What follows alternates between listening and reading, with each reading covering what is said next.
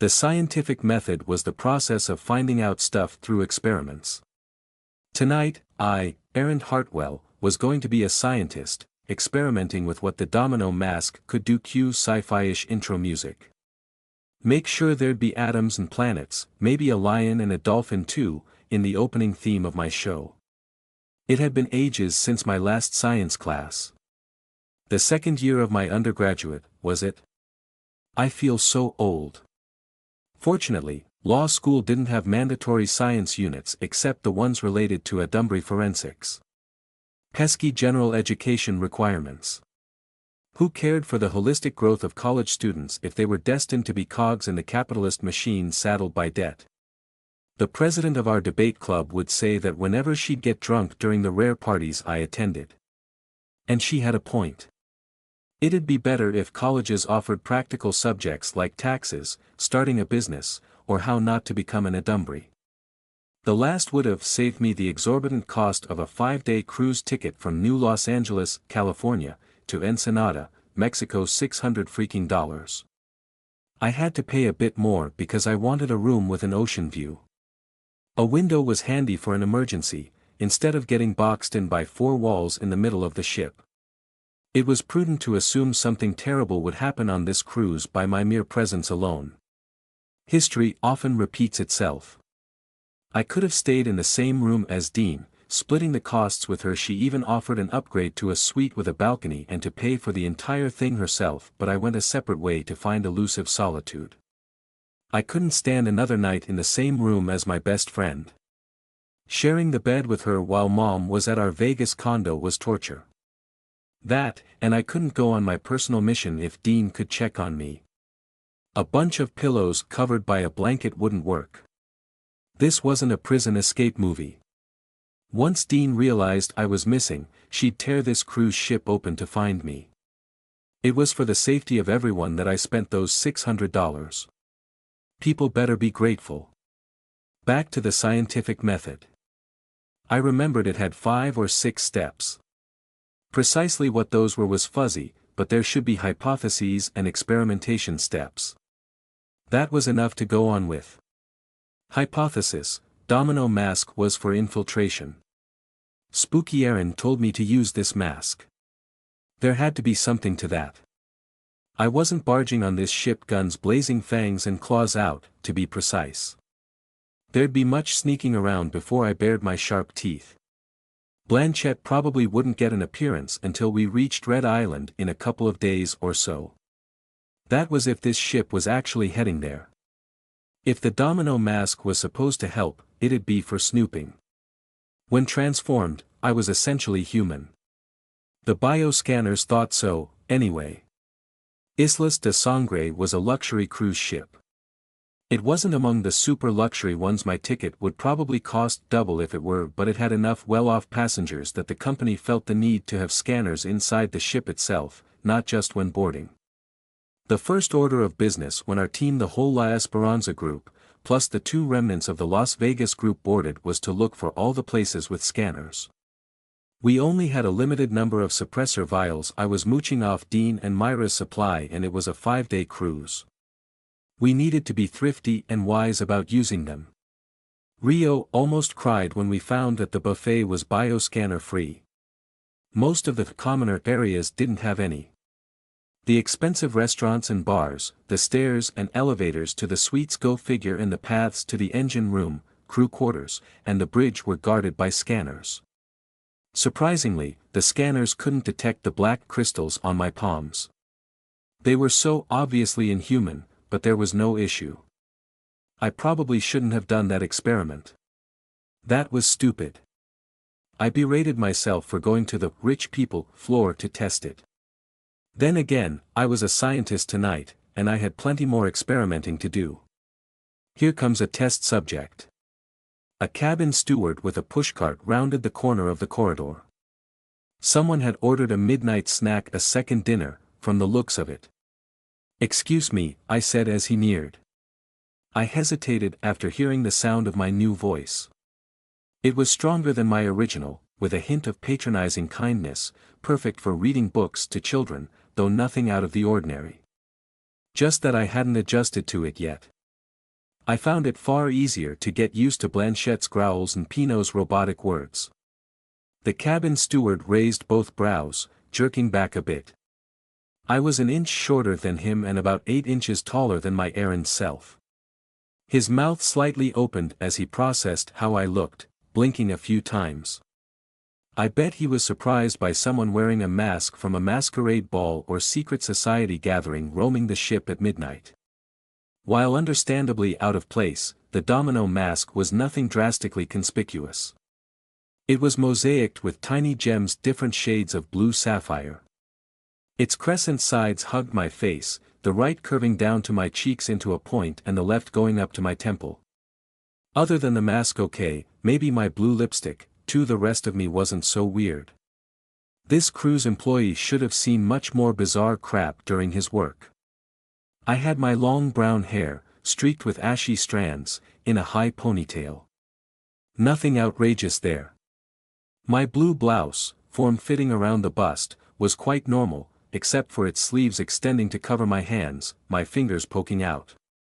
It was fashionable, I think. I had my palms turned away from the cabin steward so he wouldn't glimpse the avocado-sized black crystals on it. My lower body was in all black. From my bell skirt with a subtle flare ending above my knee to my leggings and ballet flats. There was nothing wrong with me, was there? The cabin steward's eyes settled on my neck. No. At what was on my neck? Damn it, the choker. My blouse had a high neckline topped by a black metal band around my neck, secured with a golden lock. What made it worse was that the lock was worked into the shape of a horrified human face with a mouth wide open mid-shout, likely the keyhole.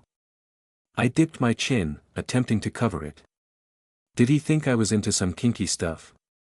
I pointed a finger at him, thinking with all my might, shoot, fire, power.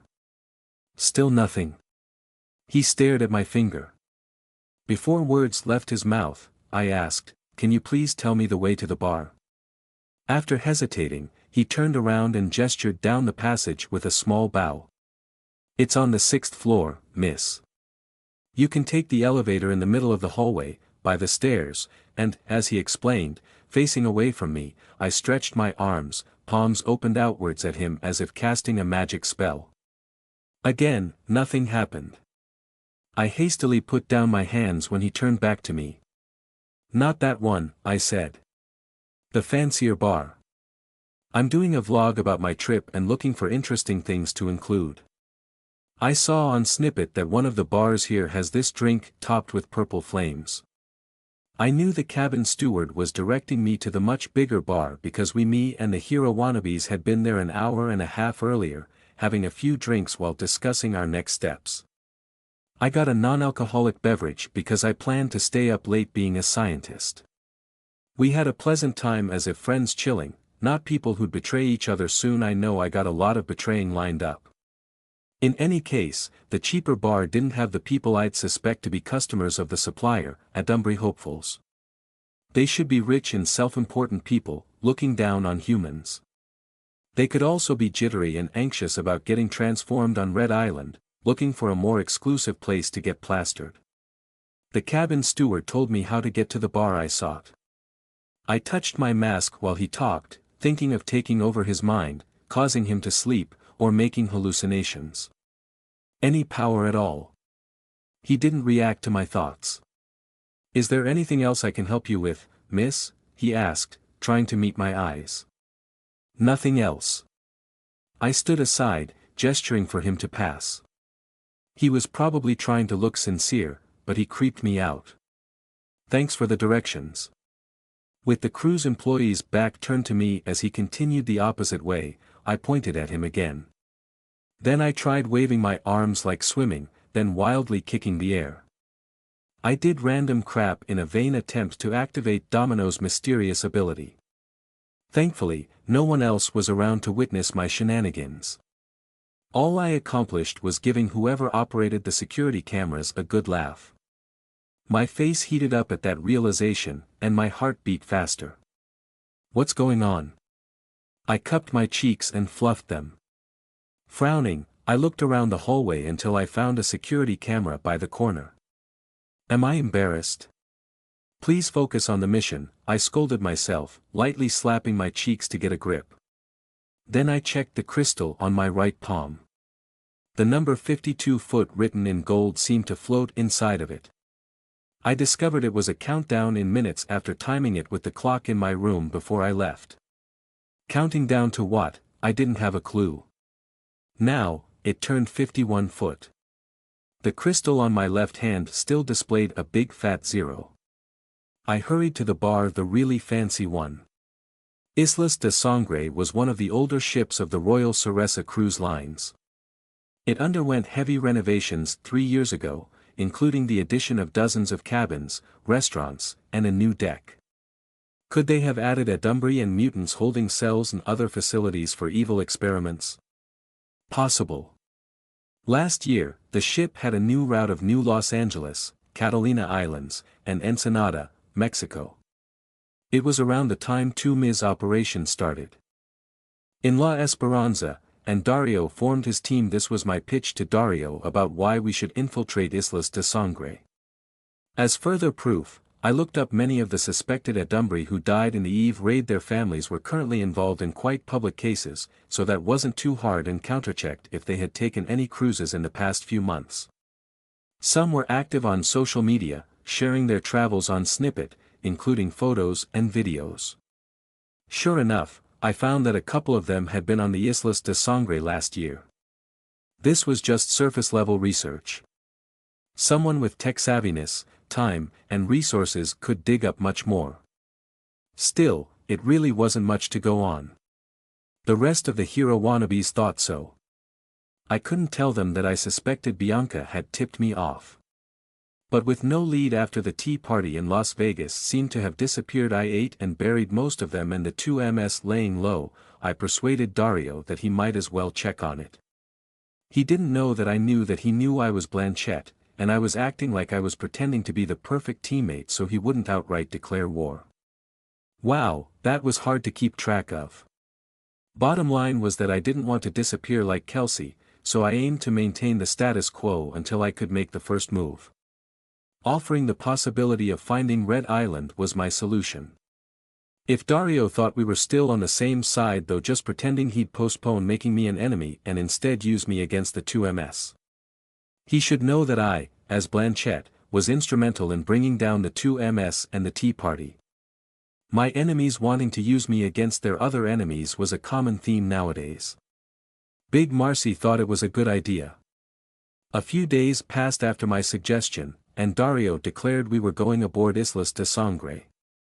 His main reason was that Bianca Ceresa was rumored to be on this trip, filming an episode of her show. And so, we were all here, our La Esperanza team plus Jubjub and Imani. I had thought of asking Vanessa if this ship was passing by Red Island. She didn't know its location, and Adumbrey erased their memories every time they went there, she had mentioned, but maybe she could ask Big Marcy about it. Would he know? According to Vanessa, Mark and Big Marcy were having a little fight for power, and the latter seemed to be at the losing end. Mark might have been taking over the family business at Red Island. If Big Marcy knew how to go to Red Island, he wouldn't tell me anyway. It was kind of obvious what I was going to do if I reached it. If we don't pass by Red Island, I muttered, at least I can vacation in Mexico. I heard there were fabulous beaches in Catalina. Maybe this was finally the time to get a tan. An elevator ride and a few minutes of walking later, I found myself on the ship's starboard, gazing at the mainland USA. A sprinkling of lights in the distance traced the shore. Wait, was this port? Starboard? Which meant left, and which was right? I couldn't even tell if this was still the USA or if we had already crossed into Mexico. My suckiness at navigation and geography made me belatedly grateful for Auntie Dora teleporting us from the Tea Party base back to Las Vegas. If not for her, I'd be dead in the desert with Dean and Vanessa. I couldn't bear the guilt of Dean and Vanessa dying because of me. Huh. What are these thoughts? Man, I can't wait for it, came an annoying, whiny voice. A few days, and it'll happen, said another. It's going to be awesome, the first voice continued. Once we are. You're too loud, cut in a third voice. Four guys in their late teens or early 20s exited the corridor I was going to enter. They stopped when they saw me, expectedly surprised by my get-up. All were above average in looks, especially the one in the lead, who had a few buttons of his beach shirt popped open to display his carved pecs. Handsome guy, I decided to call him. He looked like he could be the lead actor in a romance movie. Strands of his copper hair curled about his eyes. The sides of his face squared into a strong jaw. He regarded me with a smile, a cute dimple on his right cheek cratering. His blue eyes, deeper in color than my light sky blue, searched me. My heart fluttered as our eyes met. I broke off our eye contact, shyly staring to the side as I walked to them, trying to stick to the walls. I could also walk left and jump off the ship. You guys go ahead first. My eyes peeked up for a moment. It was handsome guy who spoke. He nudged his head forward as his friends protested. Go on, he loudly said, overriding their complaints. Don't wait up for me. Handsome guy. The hell? Couldn't I come up with a better nickname? Excuse me, I said, looking away again. I'm going to the bar, he finished. He combed his hair away from his face. What a coincidence. I'm going there too. No, you're not, shouted one of his friends, walking away. We've just been there, another said. Don't mind them. Handsome guy waved his hand to shoo his friends. I'll buy you a drink. Who buy me a drink? I stammered. There was something wrong with me. My heart was pounding, and my stomach was in knots. I should remove my mask and abort this mission. No. I stuck my arms to my sides. I hadn't done anything yet. I would get inside that bar and uncover the secrets of this ship. Stupidly, I forgot to bring my wallet after I transformed. Excellent timing that handsome guy was here to pick up the tab. Right, that was my plan. Okay, I squeaked. I'm okay with a drink. I checked the palm of my right hand as I followed handsome guy. 44 minutes to go until Dano. Was it a timer for this transformation running out, the same way Pinot had a limit? Or was it counting down until I could use my powers? If something unfortunate happened to me, like going into stasis, as my errand body does during Pinot's transformation, I better be secure and out of sight. Whatever it was, I needed at least 5 minutes to find somewhere to hide. Could I return to my room that fast? I should escape with 10 minutes left to be safer. But will this guy allow me to leave? That was the question. I wasn't bringing a girl to a bar. Even a monkey could guess his intentions. Or maybe not, monkeys didn't have experience with human hookup culture. And neither did I, personally. But I wasn't a monkey, and I knew I was walking into a shark's mouth. What's with all the animal references? I was trying to distract myself from the fear creeping in. Exploring the ship in my new body was chill, but it got all serious now. There might be a Dumbry around. For all I knew, handsome guy could also be one. What could I do in this form? I was as weak as a human. I'm practically a human. One stab. One unlucky shot, and I was a goner. Even if there were no Dumbry, I couldn't even fight off handsome guy. He slowed his pace so I'd catch up and walk beside him. I matched his speed, staying to his back. I didn't want to look at his face, or I'd have the same reaction as earlier. Embarrassing to think about how stupidly I behaved. From this position, I could still admire his cut that out, domino. I berated myself. I refused to refer to myself as errand in this state. This wasn't me. Looking over his shoulder, handsome guy slowed down some more. It'd be too obvious if I continued to trail behind, so I kept pace. We soon walked side by side. The name's Jeffrey Nicholson, said handsome guy. Finally, I could stop using the awkward nickname. He gave me a sidelong glance, eyes with a sly squint. Nicholson, as in Nichols Solar up in Utah, our family business. I have no idea what that is. Oh, that Nichols Solar, I whispered with fake awe, no longer stammering like a flustered groupie. His slimy stare and swagger of a walk started to turn me off. Why did I even find him attractive? The large company that makes solar panels? I guessed, hoping they weren't selling tanning beds or something. You got that right, Jeffrey said. Third largest solar company in the country. Going to be the second soon, with a merger coming up. I'm not supposed to tell anyone that. He winked, leaning toward me. But I'll make an exception for a beautiful lady like you. I nervously laughed. How do you know how I really look with this on? I asked, tapping my mask, concentrating hard to make it activate. I imagined my eyes shooting laser beams. That'd be a cool power, but I'd rather it not be that because it'd be hard to clean up its aftermath. With a wink, he said, I just know your beauty is waiting to be revealed. I drew a breath. My cheeks were lighting up. He does look good.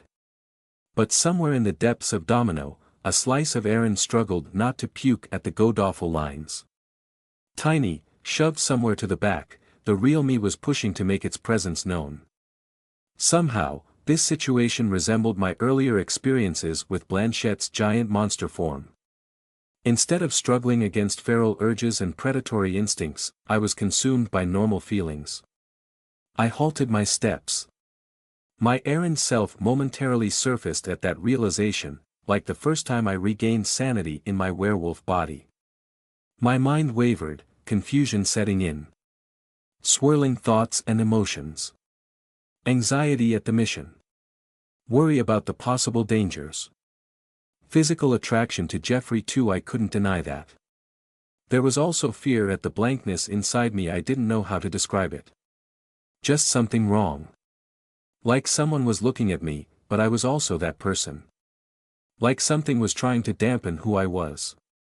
Wait, this isn't me. This wasn't the real me. The other. Jeffrey also stopped. Are you okay? Did I say something wrong? I'm fine. I shook my head, forcing a smile. I'm sorry if I offended you or anything. Jeffrey slightly bowed to peer into my eyes. I meant to say that you're beautiful now, wearing that. But I'm sure you're much more beautiful without. Oh, hang on. He scratched his head, grinning sheepishly. That also doesn't sound right too. I'm just digging myself a deeper hole, aren't I? I get what you're saying, I said. Thanks for the compliment. He seemed like a nice guy. Acting quite cute too. No. Don't get reeled in again. I tried to devise believable excuses. If he asked me to remove my mask, I'd return to my errant body if I did. And I didn't even have an explanation for the mask. Good thing he hadn't brought it up yet. He probably assumed I was attending some masked event in another part of the ship and was just messing around, still keeping it on. Let me try again, said Jeffrey. There's nothing wrong with your glasses. Glasses? Did I mishear him? Glasses or not, you're gorgeous. Okay, I said. There was a certain confidence in how he spoke, it didn't come off as creepy. Slightly flattering even. He probably had lots of practice delivering that line to many girls. This thought kept me grounded. But I was puzzled why he suddenly brought up glasses. An unfamiliar expression from Utah? Jeffrey nudged his head down the hallway and resumed walking. Being honest with you, he said. And don't take this the wrong way. I have a thing for glasses. Glasses? What do you mean glasses? I asked. He wasn't wearing any unless I needed glasses myself. Like you have a hard time seeing. He smiled at me, his dimples revealing themselves again. You're quite funny. I didn't quite catch your name. That's because I didn't throw it to you yet, I quipped, putting on a mischievous smirk. It's Domino. There, catch it. Yep, I got it. Is that a nickname? My real name, I said. My surname is nothing to brag about, unlike yours. I wasn't bragging, he said, blinking at the uncharacteristic pushback he probably seldom encountered from women. Either he would get turned off because things weren't going by his usual script, or he'd get interested in the challenge. Anyway, Domino, I guess I'm trying to say you're adorable with glasses on. I touched my face. Did he mean my mask? Don't take them off, he said. Not because I have a thing for them, but because you can't see. He laughed at his joke. God, being creepy, then saying dumb stuff. I'm just hopeless talking with women, aren't I? He flashed another winning smile, absolutely not meaning any word of that sentence. I hesitantly chuckled, growing more confused. I think you're funny, I said, giving him the validation he wanted. But inner Errand strained to emerge again. My hands tingled, a sliver of me wanting to choke him for that terrible joke. This may sound cheesy, Jeffrey said, and you probably heard this before from some guys, but I think our meeting might be fated. He groaned, shaking his head. Okay, that's another bad line. I really need to get a drink. With a slight dip of his head, he gestured for me to enter an open archway into the bar. It was smaller than the other bar I had visited, about half in size. It was dimmer, not helped by the excessive antique dark wood paneling. The old-timey feel was boosted by relief carvings on wood, though mixed with modern touches like an industrial finish on some walls, almost like a statement piece, and yellow mood lighting. Some 20 people were here, spread among tables and by the bar, a surprising number at this late on the first night of the voyage. I'd imagine that passengers, mostly old people, as with cruises, would want to rest early after the hectic boarding and the theater shows were done. I purposely strode ahead of Jeffrey and sat by an empty stretch of the bar so he wouldn't lead me to a corner booth. The bartender came over, dressed in all black, poised to take our order. Jeffrey's shoulders noticeably slumped as he followed me, his eyes flicking to the booths opposite us. He took the chair beside mine, to my right, and ordered 2 drinks for us. I wasn't familiar with their names. Wow, this place is so exquisite, I gushed. First time here? He asked. First time on this cruise, I replied. It's not always I can afford this sort of luxury. There, I gave him an opening to brag about being a rich kid. Domino or Errand, reading guys like Jeffrey Nicholson was easy. Me, I've cruised on this ship twice before, he said. Had visited Catalina and Ensita, about 5 times already. I'm so jealous you get to travel all the time. So, why are you here? Time to do some fishing. It was weird that he and his friends were taking this cruise. This wasn't the place to pick up girls. Why not travel elsewhere? My parents, he curtly said in a low voice, obviously not wanting to talk about it. Traveling with Daddy and Mommy at his age did chip at his game. He mumbled, business matters, they hold meetings here, don't know why. That explained it. Could his parents be a Dumbry? Clients of the 2MS? I wanted to ask, but it was apparent Jeffrey didn't want to talk about them.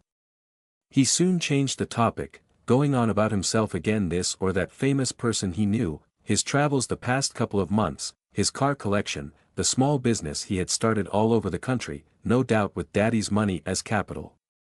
I tried to filter through the crap he spouted, waiting for an important detail, maybe a clue. There didn't seem to be any, just endless bragging. The allure of his good looks soon faded as I realized there was nothing much beneath, like the set backdrops of stage plays, just painted cardboard propped from behind. He was like a piece of white bread that learned how to talk good to look at, like it'd be super fun to see talking bread, but quite plain. I nodded and smiled, pretending to be impressed while subtly spying on my surroundings. Nothing much to see other than an expensive bar being expensive. What was I expecting anyway? People huddling to discuss evil plans. As Jeffrey droned on, I glanced at my right palm. 35 minutes to go. Here are your drinks, the bartender said, placing them before us when Jeffrey paused his sales pitch to womankind. The glass in front of me was copper, piled high with ice, topped with mint leaves, dried orange slices, and other stuff. Spices? Was that star anise? I got you a julep, Geoffrey said, taking his drink, a dark amber liquid with no pizzazz like mine. I'm not familiar with this, I said. You can tell I don't frequent bars. This isn't too strong, is it? Consider it the bourbon counterpart of a mojito. I'm sure you've drank a mojito before. Not strong at all. Maybe a bit sweet, like you. He waited for my reaction, a smile ready. I exaggeratedly cringed at his words, as he expected from me. He laughed, raising his glass to me. I'm terrible with lines. I hope the drink makes up for it. It's not so bad, I responded with my part of the script. How many times had he used this setup with other women? Props to him because it was good. Capitalizing on his looks and social standing, then pretending to be socially awkward at times to disguise his forwardness, made him stand out from the usual bastards in bars. Many women would eat this up. Me included just a bit.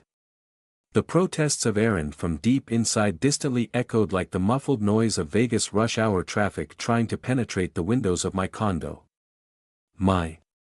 Her condo. Which was which? What's your drink?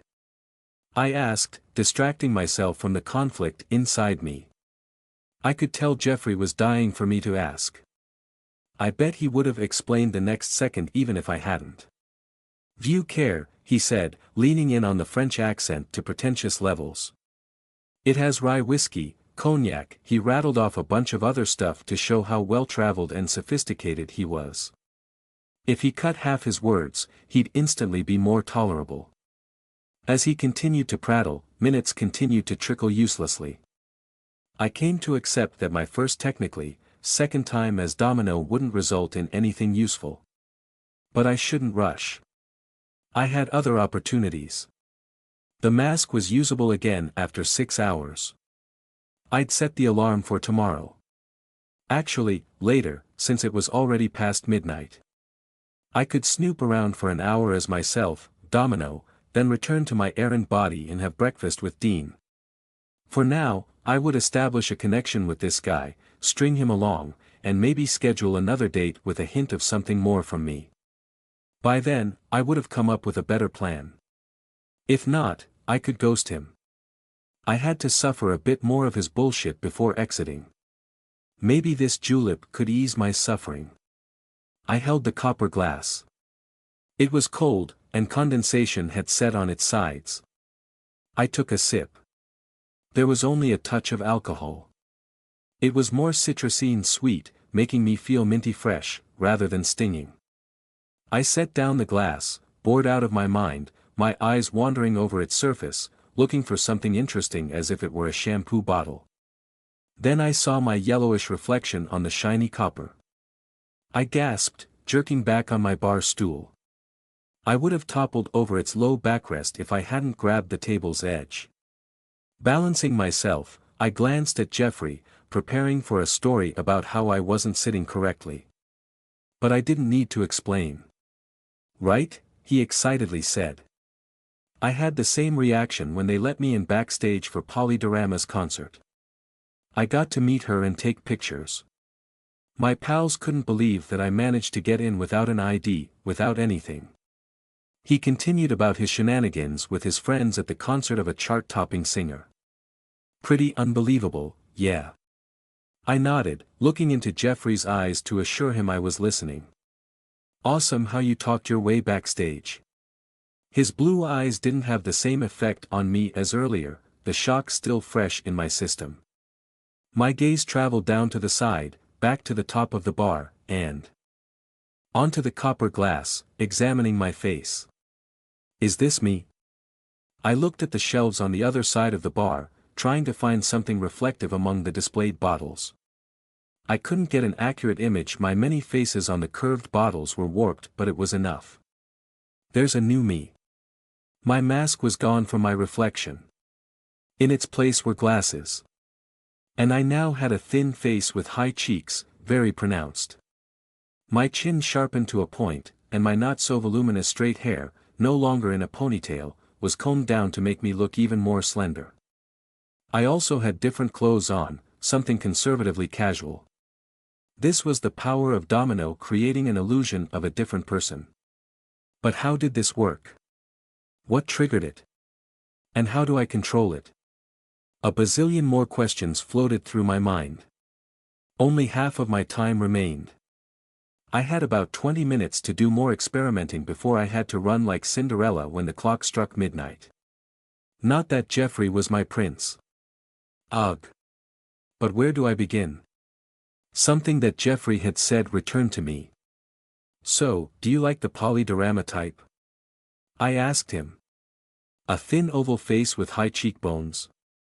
I didn't ask if I was his type because, 1, that'd be awfully conceited, and 2, he'd say yes.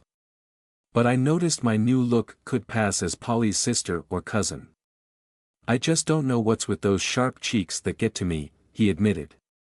What about glasses sitting on those cheeks? Definitely my thing. He raised his glass to me before drinking from it. New hypothesis, Domino could create an illusion that'd fit the preferences of the person who saw me. That led to more questions. Did different people see different versions of me? Probably not. I had the exact reflection on the bottles. But then, who did my power pick from a crowd? Like among Jeffrey's group, why did I turn into the sort of woman he'd like? Why specifically him out of his group? What about the cruise employee? When he looked at my neck, he probably saw something else that wasn't my choker. I think I've talked enough about myself, Jeffrey said, noticing I wasn't paying attention to him. I didn't have the head space to continue faking interest. Tell me about yourself. Myself?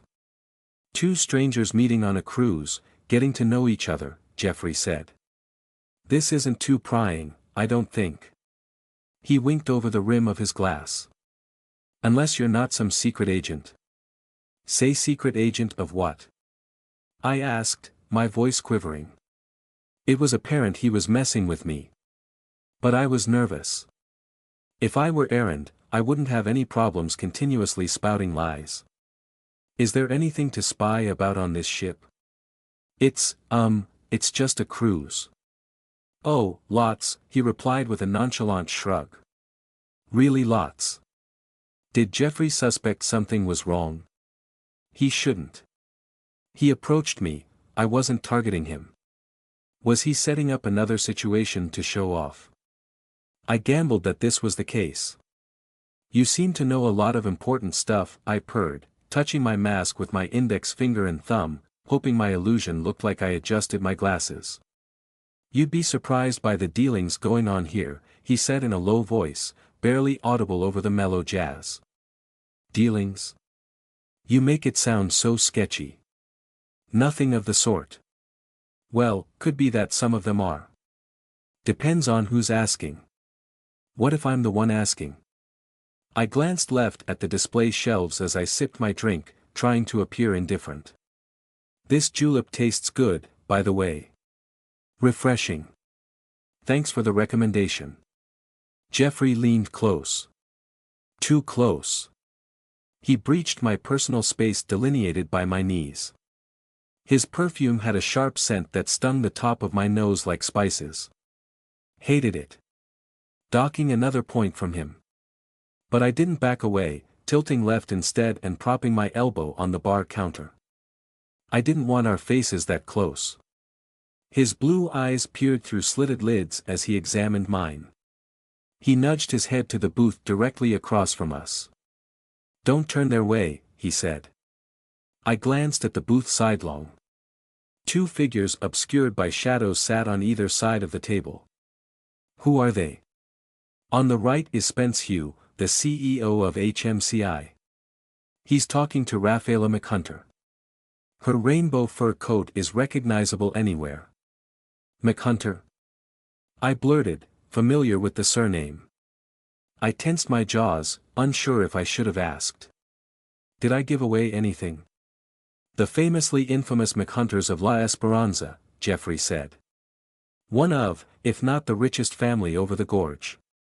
Construction and property development. Practically owned the city. Got the politicians and cops in their pockets. Was, anyway. He frowned. Where would I insert was in all that? Dunno with you. I chuckled a pitch higher. I was going to say that was all in the past. Though they're still quite powerful and wealthy nowadays. Remarkable you know a lot of important people. Nah, I don't know, as in no, the McHunters. Probably not a compliment to know them. Get me? I guess. I'm just more informed than the average person. Actually, you maybe heard of the McHunters yourself. They were in that big scandal years ago. National news material. What scandal? How many years ago was that? Maybe I was just a kid then. I'm not the type to watch the news. I donned a self-conscious expression. I hope you don't think I'm a shallow girl, not keeping up with important news stuff. No, I'm not thinking that, Jeffrey assured me. And that was long ago. He patted my knee. I flinched, abruptly moving my crossed legs a notch to the side, away from his touch. That wasn't me. I would have done the same thing. I didn't appreciate Jeffrey's advances even if he was attractive, but that immediate reaction was specifically not mine. Something in the recesses of my being welled up a burst of disgust I knew wasn't mine either. I tried to keep a scowl off my face and resisted the urge to clench my fists and throw them at Jeffrey's ugly mug. Ugly? Jeffrey was handsome. But also arrogant. And creepy. And slimy. He retrieved his hand as he straightened in his chair. Brushing off my rejection, he went on as if nothing happened. If you really don't know, one of the McHunters was an, he mouthed the next word. Then he placed a finger on his mouth. Adumbry? I silently spoke. He nodded. I already knew that. It was such a famous case that I, though living in La Esperanza for only 2 years, was fairly familiar with it. Raphael McHunter, the family patriarch, head honcho whatever of the McHunters, was an Adumbry. The bid executed him, and a deluge of cases was piled on his family for benefiting from his powers and protecting him. Despite that, no one else was killed other than Raphael. Speaks volumes of the McHunters' money and power. The government would readily execute those aiding Adumbry but spared them the death penalty. Various assets of the McHunters were caught up in protracted legal battles against the government, claiming them for damages, or among the family members themselves. One of the many properties the McHunters owned was the abandoned development project where the Hero wannabe hideout was located. The vast area, almost a city unto itself, filled with empty buildings and unfinished construction overtaken by nature, was like the remnants of human civilization thousands of years after the apocalypse. Judging by her name, Raphaela McHunter could be Raphael's daughter or niece. Was she here to charge us rent for squatting on her family's property? Likely not, I sarcastically replied to myself. It was a surprise that no other McHunter became an Adumbry. The bid put them through rigorous testing and years of observation, but all were cleared. But with Raphaela here, that might no longer be true. As Jeffrey narrated to me what I knew about the McHunters in hushed tones, I tried to get a better look at Raphaela without moving my head. It was too dim. All I could pick up in my peripheral vision were the rolls of fur obscuring her, their multicolored bristles catching the scant light. She handed something I couldn't discern to Spence Hugh of HMCI, a prominent construction company. When I interned at a law firm before enrolling in Alois, HMCI was one of the accounts I worked on, as in, bringing coffee to the lawyers working on it. What do you think they're talking about? Jeffrey said, evidently knowing the answer. Business stuff, I suppose. Unless you're hinting that those two are a romantic item. Jeffrey laughed. Your first guess is correct. The second one is going to be insane if true. I heard Madame Raphaela freed some of their family lands from the government's clutches. My guess is that the McHunters are roping in the HMCI to develop their properties. Sounds like a big deal. If this place is filled with big deals, would they still be a big deal? Huh? What are you talking about? Did you notice the people at the table near the door? Jeffrey jabbed his thumb over his shoulder. Not waiting for me to answer, he went on, Edgardo Santos, brother of the mayor of New Los Angeles. The others with him are from Wilkins Kingson. My hands tensed. That was the law firm I had interned at. Small world. I recognized one of the lawyers, Jeffrey said. I bet they're discussing the misappropriation cases against Mayor Santos. They say the mayor funneled government funds to his brother's business. Next, Jeffrey pointed to someone behind me. Down the counter, don't look at them, are the owners of, he whisperingly rapid-fired about more important people having important meetings. I took another drink, stealing a peek at my right palm. 19 minutes to go. 18. Could time go faster? I wanted an excuse to ditch this talkative handsome prick. But I couldn't leave now because I might still learn something crucial. You got that right. He laughed. You're catching on pretty quick. Beautiful and intelligent. I ignored my burning ears at his compliment. I mean, what you told me didn't sound sketchy at all. Very big deals, but like, nothing really weird with them. I suppose the weird thing is why here. This is a cruise ship. Not even a top-of-the-line one. My ticket just cost a few $100.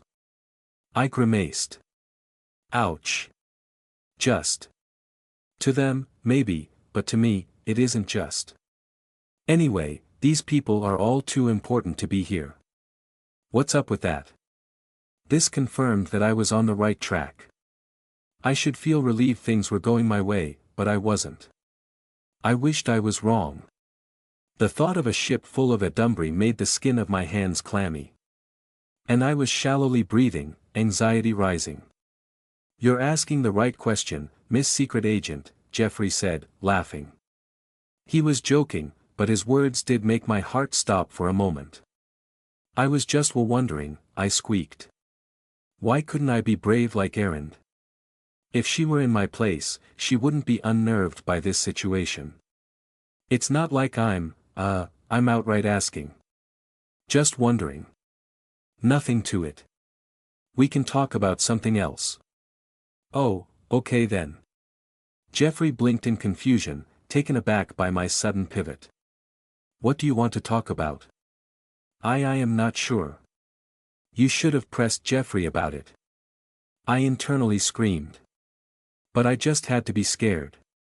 What's wrong with me? I was worried about Jeffrey catching on to my snooping. Understandable.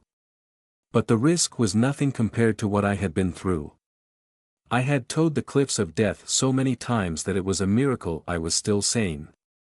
Then came the answer: it wasn't me who traversed all those dangers and faced off death more times than my fingers could count. It was Erin. I had nothing to my existence. How could I be like her? Do I even want to be like her? No. Why would I want to be so unnatural? I was fine being me. It was right to be me. She was the wrong one.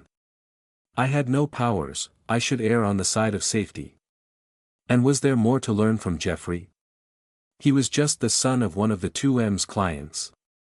He probably had no idea of what was really going on. Yes, I was making the right choice, better me than Erin at the helm. I checked the crystal on my palm again. 14 minutes. What if this was my transformation's duration? I don't want to be gone. Domino. Jeffrey said, looking closer at the hand I was staring at. Excuse me, Domino. Are you okay? Yes. Yes. I jerked, closing my hand. Yes, I'm Domino. Oh, I mean, yeah, I'm fine. Is your drink getting to you? You might find juleps a bit stronger if you're used to mojitos. It's fine, really, I said. Then I took a few gulps to show him.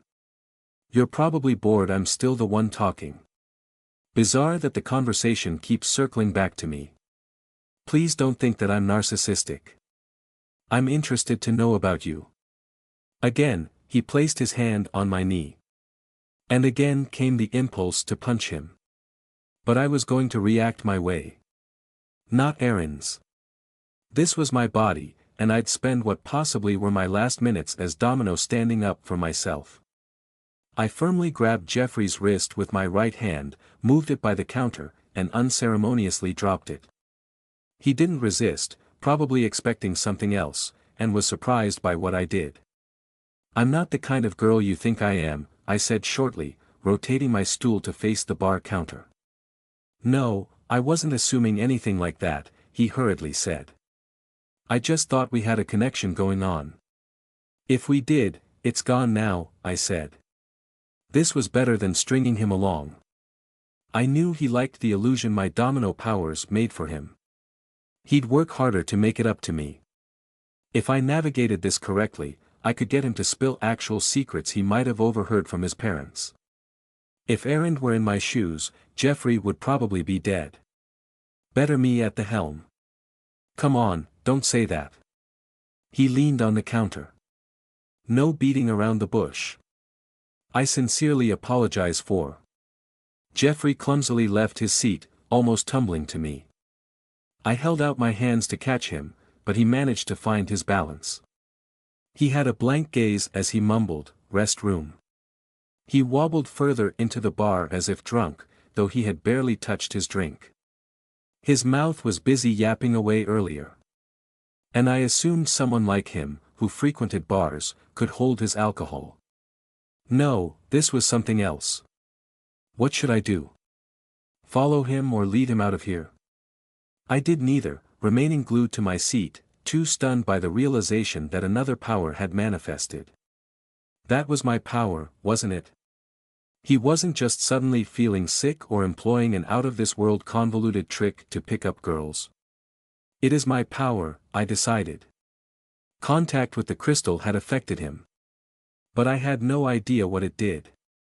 Jeffrey soon disappeared around the corner where the lines of blue mood lighting couldn't reach. I swiveled to face the bar again, subtly spying left and right. No one was looking at me. No one also seemed to have noticed something was wrong with Jeffrey. The bartender was at the left end, preparing drinks for other customers. I picked up my glass again as I strived to stay calm, just a normal girl drinking alone in the bar. My fingers grasped the copper so hard I would have crushed it if I still had super strength. I brought the glass to my mouth but didn't drink, just feeling the ice on my lips. I swallowed my saliva. My heart pounded so hard it could have jumped up to my throat. If something terrible happened to Jeffrey, I should be far away from here. With only 12 minutes remaining, now 11, I should be near my room. I glanced at the bartender. He had his back turned. I jumped off my chair noiselessly and tiptoed to the exit. I didn't have money to pay for the drinks. Maybe they'd charge that to Jeffrey's room or something. Why am I worrying about that? I muttered. But then, something that should make me worry was coming. "You think Jeff's still here?" came a familiar whiny voice. "Should be," answered another voice I also recognized. "He's interested in that girl. Jeffrey's friends." I froze by the doorway. They were coming from the right, their footsteps getting louder. I bowed my head, ready to brush past them as they entered. "He's gonna have to cut it short," the first voice said. "Closer, this time." I braced myself. Can't keep the big guy wait. Whoa. The two turned to enter the arcing opening into the bar. I strode forward, head down, aiming right between them, hoping they wouldn't recognize me. A hand reached out and grabbed my shoulder. My heart skipped a beat, and not in a romantic way. I caught the scream climbing up my throat at the last moment. Drawing more attention to myself wasn't a good idea. Punching them would be downright stupid. Excuse me," I said, my voice of uneven pitch. If they weren't going to buy my excuse and I had no idea what I should say, then I'd try using my crystal power. "I have to get going." "Damn right, you have to get going," whiny sidekick said. He held my shoulder. Big Marcy's looking for you. For me. Big Marcy. My terrified brain couldn't even begin to process that sentence. Was my cover blown? Yeah, your parents were calling you, but you weren't answering your phone, said backup sidekick. My parents? I couldn't make heads or tails of what was going on. Deja vu. Don't play dumb, man, Whiny said. I know you're fixated on that girl. One look, and I immediately knew she was your type. But leave that for later. Where is she anyway? Maybe she already ditched his ass, commented backup. The Jeffrey Nicholson. Whiny patted my shoulder. Getting rejected? I never thought I'd see the day. Oh, wait. We already saw that with Liza. He cackled like a hyena, though I knew hyenas weren't really laughing. Hyenas were agitated if they made that sound. I learned it from the Animal Channel I loved to watch as a little girl. Rather, Aaron watched that. Domino, didn't exist yet back then. Correction. I wasn't Domino right now. I was Jeffrey Nicholson, and I had less than 9 minutes to meet Big Marcy. I can be braver than Aaron. The number of the side of the elevator ticked down to our floor. My reflection on the stainless steel doors stared back at me. I combed away strands of hair, the same color as the glass of julep, straying in front of my blue eyes. I blinked. My reflection did the same. I tensed my cheeks, highlighting the outline of my square solid jaws. I'm majorly handsome, I thought with a smirk. I could be on a magazine cover with my sidekicks beside me. I found this bizarre turn of events entertaining, even as my stomach churned with nervousness, a weird way of coping. A dimple revealed itself when the right tip of my lips rose in a half-smile. Aaron didn't have dimples. I fully grinned, discovering more dimples on both cheeks. Cute and handsome. In my next run as Domino, assuming there was a next time, I should try being a guy after figuring out how my powers worked. I got 2 confirmed already without knowing how to trigger them or how long they lasted. Might be interesting to be a guy. This is what I'm thinking about. I rolled my eyes at my reflection. I got confirmation that at least one of the 2 MS was on this ship, and I was focused on dimples. I smiled again. Sure, I guess. Whatever to distract myself from the overwhelming fear that I was trapped on a ship with criminals who had tried to kill me several times before. Why are you smiling? Asked Whiny Sidekick. Nothing, bro, I gruffly replied, trying to sound manly. Bro. I didn't know their real names. But people typically didn't mention each other's names during a conversation. I probably didn't need to speak like a demon with the flu either. These 2 didn't comment on anything odd when I spoke earlier. Just as they saw me as Jeffrey, they could probably only hear his voice. He's thinking. About the glasses girl, said backup sidekick. He nodded at my reflection. I immediately knew she was your type. What's her name, Jeff? Got her number? She's called Domino, I replied in my normal voice, warily eyeing their reflections. No reaction. She wouldn't tell me her surname. And I didn't get her number. I tried, but she was shy. Shy? Yeah, right. Did she bail after you asked for it? Is your magic not working? She had to go somewhere. I didn't have enough time for my magic to do its magic. Excuses, man. It's already past midnight, you know. She was exploring the ship, not really out for a drink. We'll run into each other again. The elevator doors opened. I entered first, not only because Jeffrey seemed to be their group leader but so that I could stand at the back. The sidekicks would have to stay by the door, or no one would push the buttons. I didn't know which floor we were going. Also, they'd be the ones to exit first, and I could follow them. There was a security camera on the corner of the ceiling. Could it see through my illusion? There'd be scanners and all sorts of security crap on Big Marcy's floor. I dug the nail of my thumb into my index finger. Painful. Still human. Sort of. Next question, is this a good idea? Common sense would answer no. But I wanted to prove my worth now, I might never return. I could tell that errand inside me wasn't too keen on using this form. That and it was too late to retreat, the only way was forward. I intentionally locked myself into this choice. I'm guessing you creeped her out, Whiny said, chuckling as he followed me. Asking someone we had just run into for a drink out of the blue. Too straightforward. Yeah, Jeff. Backup also entered the elevator. I was surprised when you did it. If you're at a bar, it's normal to offer to buy a girl a drink. Way different if you're both outside, and it's your first meeting. I shrugged, recalling Jeffrey's words. We had a connection. She could feel it too, I'm sure. You're thinking some love at first sight shit? This isn't a movie. Looks have limits. I know. You told me that before. Here's hoping you did, I prayed as I leaned against the back wall of the carriage, folding my arms across my chest, acting like the cool kid. I spied my reflection on the mirror wall to my right. My eyes lingered on my chiseled pecs peeking from my unbuttoned shirt. Was this the counterpart to a woman's cleavage? Maybe Jeffrey was a model. I flexed my chest. My pecs hardened and bounced. I stifled a gasp. I had never done that before. I gazed down at my own body.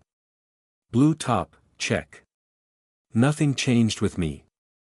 Looks have limits, Backup repeated as the door closed. But looks aren't only what Jeff, the man of the hour, got for the ladies. He pressed the button for the 11th floor. My brows furrowed as he pressed other buttons. I leaned right, trying to subtly check. 429 was 6, the last button. His body blocked my view. A combination was needed to reach Big Marcy's floor. I was right that parts of the renovated ship were built for 2MS business purposes. Whiny, standing across the door from Backup, looked over his shoulder. Did you read this Domino gal your resume? Muscles aren't the only things I flex, I said, trying not to cringe at my dumb line. I made sure she knew exactly who Jeffrey Nicholson is. I followed it by mentioning some of what Jeffrey had told me. This was going to be bad if I got any incorrect. Yeah, we know that. And what was her reaction? She was impressed, of course. Who wouldn't be? A nice-looking head that has something in it. Impressive family and connections. That puts me on top of the list. What list? Any list. We all laughed. I couldn't believe how well this was going. I found it so easy to make up stuff now. Jeffrey's face on the mirror wall was full of self-confidence. To be accurate, I was making him look that way. This was literally, fake it until you make it. I placed my hands over my chest. Still looking at my reflection, I moved my fingers as if buttoning my illusional beach shirt. Jeffrey did it in the mirror world. This confirmed what I suspected. Earlier, I pretended to check my phone Jeffrey's to supposedly message his parents that I was on the way to meet Big Marcy. I didn't have an actual phone. I just mimed that I was taking it out of a non-existent pocket and typing stuff in the air. I did it to make my disguise more believable and have an excuse for Whiny and Backup to lead the way. I could play it off as a joke if it didn't work, but it somehow did. Whiny and Backup walked ahead to the elevators. They must have seen an illusion of a phone. Recalling my interactions with Jeffrey, he probably did see me adjusting my phantom glasses. As the laughter died, Whiny said, "Still can't deny she bailed on you, man. Need to rethink your opening lines. Some girls don't care who you are or who you know." "Those are the best ones," said Backup. "Girlfriend material." "She didn't bail on me," I said. "I don't think Jeff is looking for a girlfriend," Whiny chimed in, nodding at me. "Not after what happened with." "This isn't the time to talk about girls," I interrupted in a serious tone. "Got to focus on my meeting with Big Marcy." I managed to say that without my voice cracking from nervousness. Amazingly, I gained more and more courage, as if a fire burned stronger inside me. It might be because I was running out of time. Worries flew out the window if I was right about the countdown and wouldn't exist after 6 minutes. As much as I disliked Erend, I would get her to Big Marcy as my last act. He'd be expecting Jeffrey, probably to discuss Adumbrey transformation stuff, but instead, he'd meet Erend. Not me, Domino.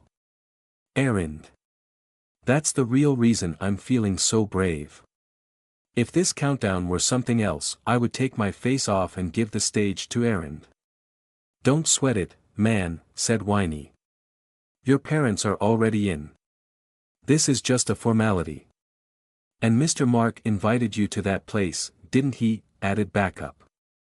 It's already a sure deal. Yeah. Big Marcy's scary as heckin' hell. But Mr. Mark got the last say. Last say on what? On Jeffrey turning into an Adumbrey? I couldn't see why Jeffrey would want that. He seemingly had a nice life going on. Then again, most of the 2MS clients probably had pleasant lives, being wealthy and powerful, and yet, they still wanted to reject their humanity. I couldn't get their line of thinking. Being human was nice. Like me. The doors dinged open.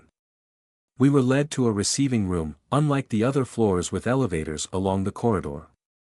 The three of us stepped out, with me trailing our group. I observed the blinking detector we passed, tensed and ready to do nothing because I had nowhere else to run. The sensor didn't sound the alarm. I sighed in relief. Now what? I casually checked my surroundings, feigning that this wasn't my first time here. Behind me was only one elevator door. All others couldn't reach this place. This lobby of sorts was around the size of my Vegas condo, minus the bedrooms. Red velvet, threaded with golden tribal-looking patterns, covered the walls. The off-white marble floor caught the multicolored shimmers of the crystal chandeliers above. Jeffrey's reflection stared back when I looked down. Alternating old-timey paintings and exotic potted plants lined my left and right. At the end of the room stood imposing double doors made of oak. Just kidding, I knew nothing about the kinds of wood. An elegant cursive letter, B, was inscribed on the left wing, and M was on the right. Big Marcy. Narcissistic much. To the side of this door was a woman behind a table. She wore a masquerade mask like mine or like those people in Eve's underground arena. Was she an Adumbrey? There were no guards around. Whiny and Backup weren't moving. They stood aside, intending for me to take the lead. 5 minutes, my right, Crystal said. I confidently strode forward. My sidekicks followed. I'm jealous as heck, man. Whiny patted my back as if I had won a championship. You'll get to see the fights. Did he mean Adumbrey versus mutated human matches at Red Island? Must be similar to what was going on at Eve. When I was kidnapped, my first encounter with the 2MS, and a frightening experience. The men who took me also mentioned something like it. They transported monsters to and from Red Island. We'll see, I said, trying to sound tough. You might even get to join one, said Backup. I don't think so, I replied. We stood in front of the receptionist. She regarded us with hazel eyes through the slits of her mask. A smile was the only acknowledgement she gave. Good evening, I said to her, unsure of the protocol. Or is it already good morning because it's past midnight? Anyway, I'm here to meet Big Marcy. I'm Jeff Woe.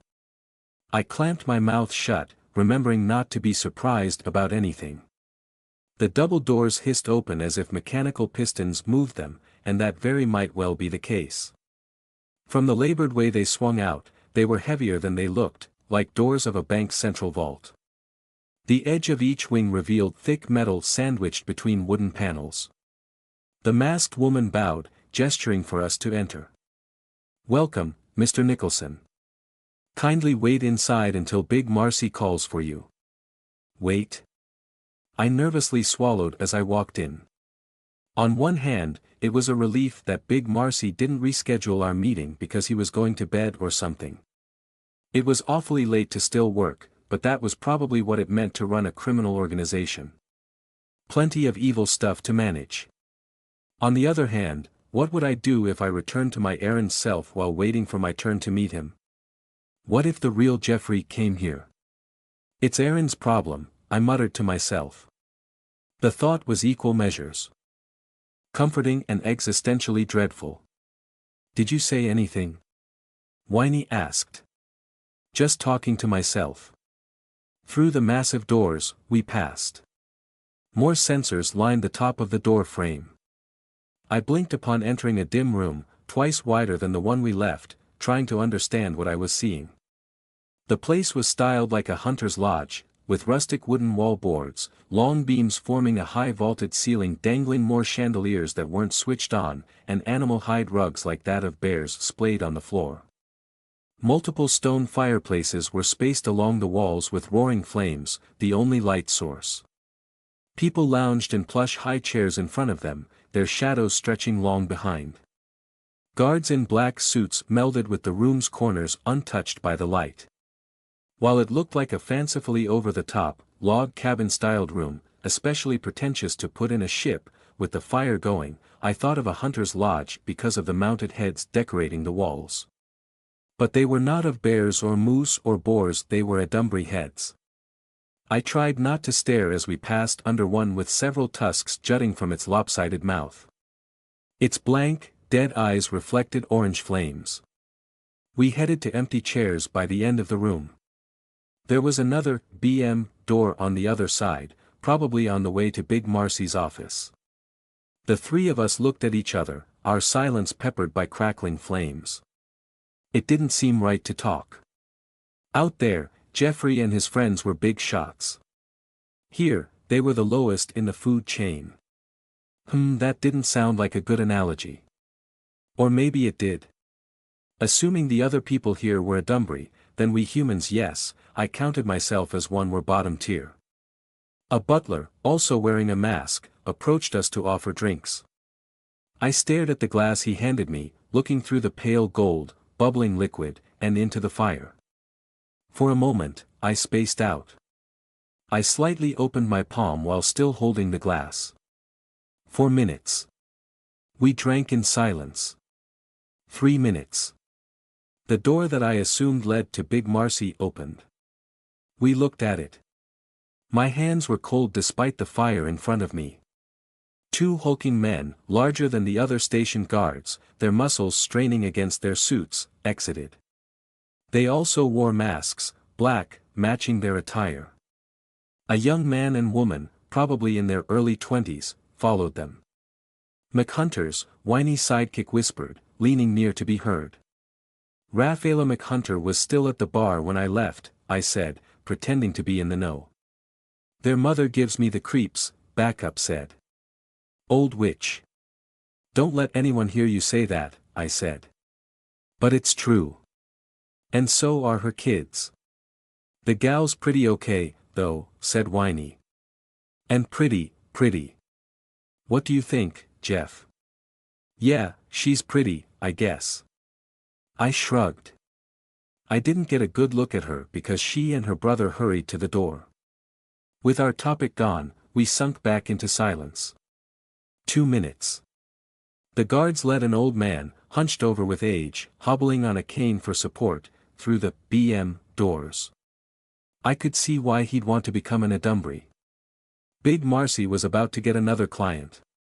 Contacting Big Marcy through Vanessa to try to find the location of Red Island would be a wasted effort. But now I was on this ship, I wanted to meet Big Marcy. Errand wanted to meet him, I mean. It was hard to keep track of whose thoughts were whose. I supposed it was all me. What was Big Marcy going to do to Errand? Chuck her out to sea? She'd fight him. I'll fight him. He wouldn't want to fight me. Not until we brought down his brother first. Same situation as my unspoken truce with Dario. So might as well meet him and see what he got from me. 1 minute. My chest constricted as I saw the number change. I felt that I was going to vomit. 60, 59, 58 I started counting in my head. I squirmed in my seat, thinking of running away. Erin was also trying to take over, making me stay. Her will was like a hammer. How could she be so sure of herself? So confident? I knew the answer. She was neither. She just didn't care about anything. 31, 30, 29. Here goes. I downed my drink in 3 gulps to push down my rising nervous puke. Whiny and Backup had astonished expressions. I stood up. Their faces turned puzzled. Then I purposely approached the doors to Big Marcy. Jeff, where are you going? They didn't call for you, man. But Whiny and Backup didn't leave their seats. I continued. The guards eyed me. I'm here to see Big Marcy. I would like to pretend I said it confidently, but I didn't.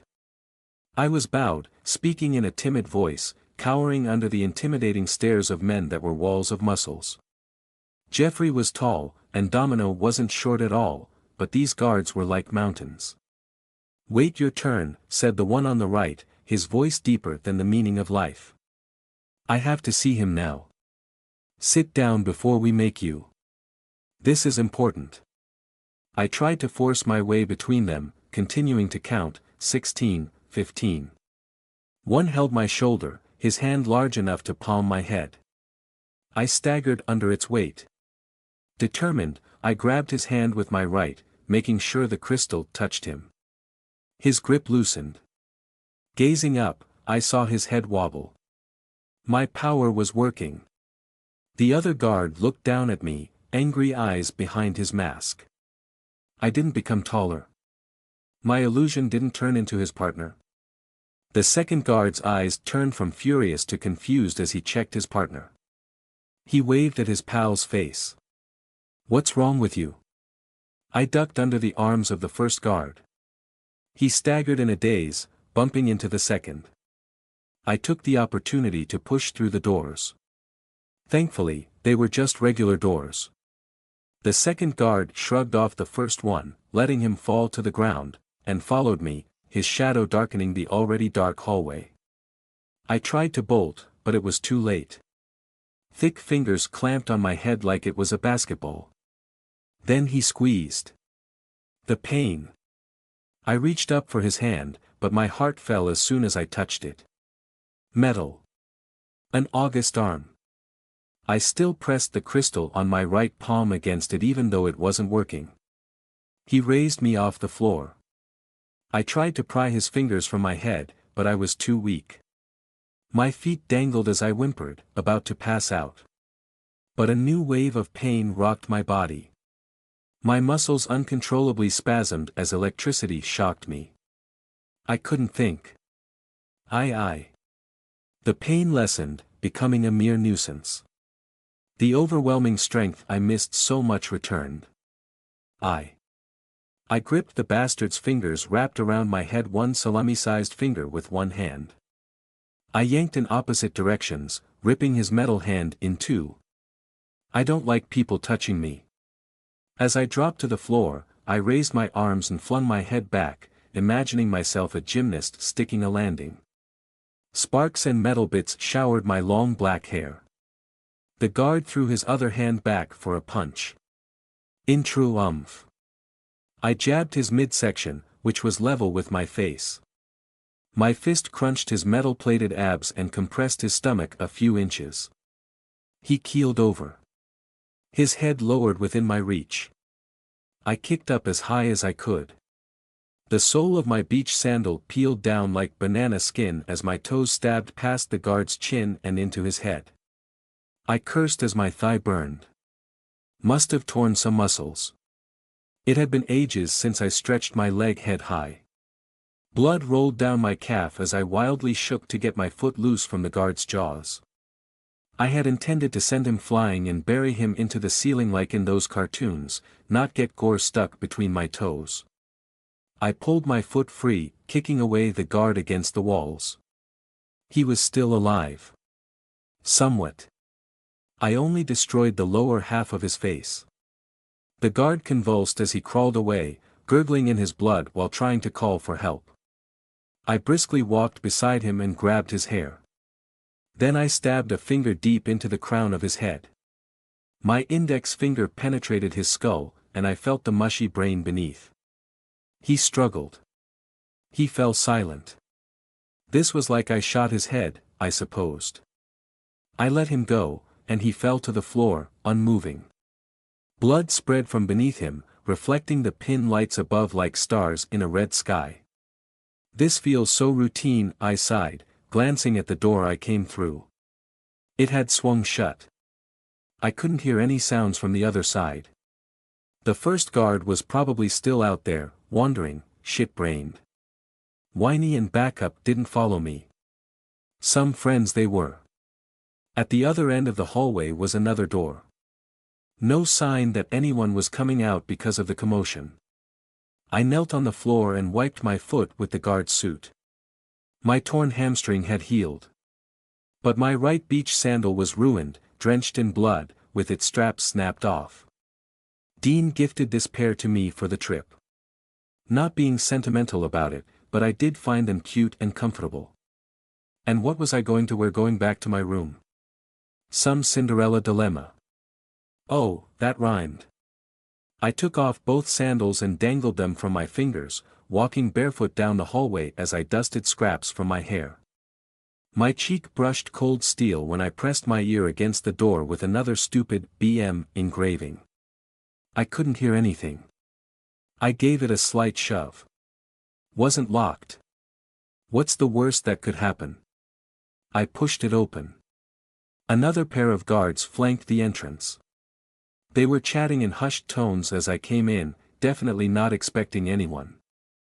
I glared at them with the air of an important person who should be there. The two raised their august arms but didn't attack. No way they knew every VIP around here. They had to assume anyone who came this far was on their side. About 5 yards ahead was a glass wall, probably bulletproof, sectioning off Big Marcy's office from the rest of the room. It was like some zoo enclosure. 4 people were inside. Sitting on the guest armchair was the old man with a cane who entered before me.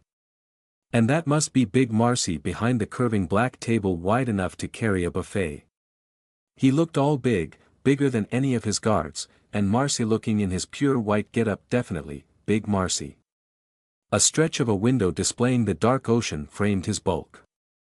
2 more guards stood at attention by the bookshelves on either side of the windows. One was a generic gorilla in a suit. The other piqued my curiosity. He wasn't tall or muscular, his clothes hanging from an average guy's frame. His left sleeve was cut off from the shoulder. It wasn't to mimic some rapper's fashion sense, it was because his left arm wouldn't fit in it, a scythe-like blade, reminding me of a praying mantis with vents lining the spine that emitted soft puffs of dark smoke. The blade itself hummed a purple glow. Looks like I'll be fighting in a Dunbury.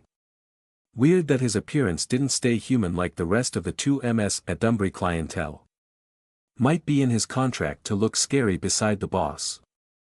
My eyes traveled from the blade up to check if this guy truly appeared intimidating.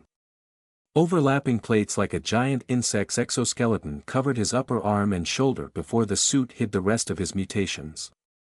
The left of his body was corrupted, evident from his suit straining to cover bumpy parts on that side. His face even had a mask clinging to its left half. Purple veins crept from under the mask to the caramel skin of the uncovered right. He looked fresh out of high school, seemingly too young to be a guard. He looks familiar. My eyes flicked back to the guard's blade arm, also familiar, and returned to his face.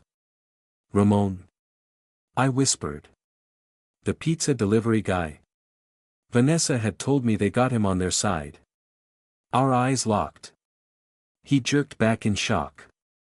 He pointed at me with his right hand, mouthing something I couldn't hear through the glass wall. Big Marcy turned to Ramon, then to me. The grandpa in front of the table continued talking and gesturing, but Big Marcy wasn't listening. A flicker of recognition. Big Marcy didn't yell or reach for a gun or anything, instead regarding me calmly as he leaned back in his chair. Was Big Marcy telling me to wait my turn?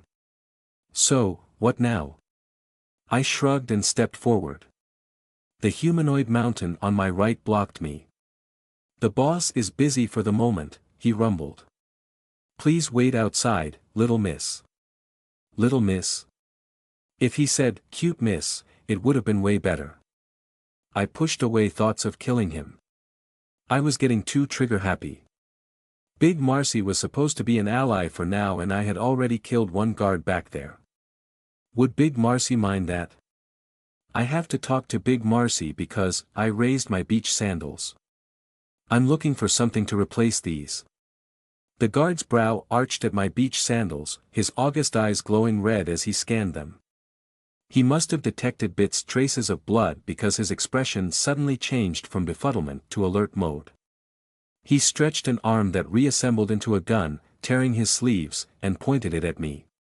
Intruder. We got an. Beep.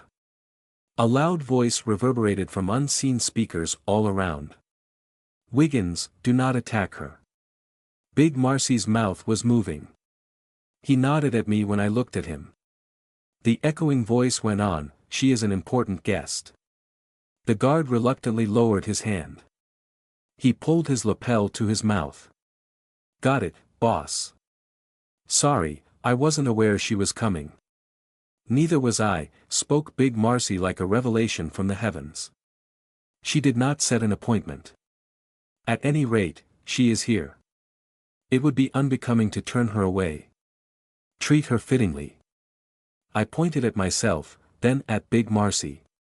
I want to talk, I exaggeratingly said because I didn't know if he could hear me. Bring her here, Wiggins. This way, miss, said the guard, bowing low but still taller than me. Standing right in front of the glass wall, I got a closer look at Big Marcy's old guest. I've seen him before. He was Mr. G. Something Tussle, former chairman of Green Knoll Conglomerate. He was a guest speaker at Cresthorn Law once, talking about his life as a lawyer in the world of finance.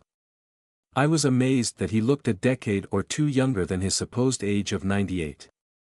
During his talk, he mentioned that his secret was eating fresh vegetables from an organic farm. Law school, surprisingly a hotbed of gossip, came up with wild rumors about Mr. Tussle's longevity. The nonsense ranged from harvesting babies for stem cells to eating Edumbury remains. If Mr. Tussle was here, fiction might not be far from the truth. Ramon ran to the glass wall as if we were friends that hadn't seen each other in ages. He was dapper in a suit, though really young for me. I was a mature and sophisticated lady. Heh. I couldn't hear what he was saying. He turned back to Big Marcy. Boss, are you going to let her in? Asked Wiggins into his lapel. Should I check her? Not if you value your life, Big Marcy replied. I am letting her in because she will enter anyway. Go back to your post, Wiggins. Got it, boss. Part of the glass wall swooshed into the floor, revealing a rectangular opening. Errand. Is that really you?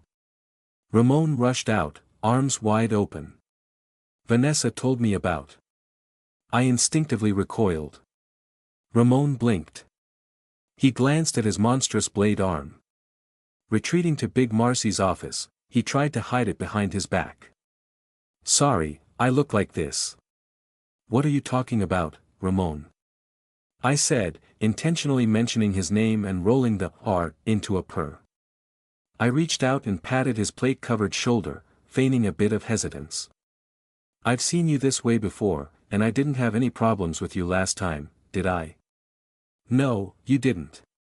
He looked at me with bright eyes. On the right was his regular black, on the left was a purple eyeball peering through the hole in his mask. But I just thought. I was surprised you came out to hug me. Like, what's up with boundaries and stuff? Boundaries? I don't think just charging a girl with a hug is okay, do you? He nodded. I guess not.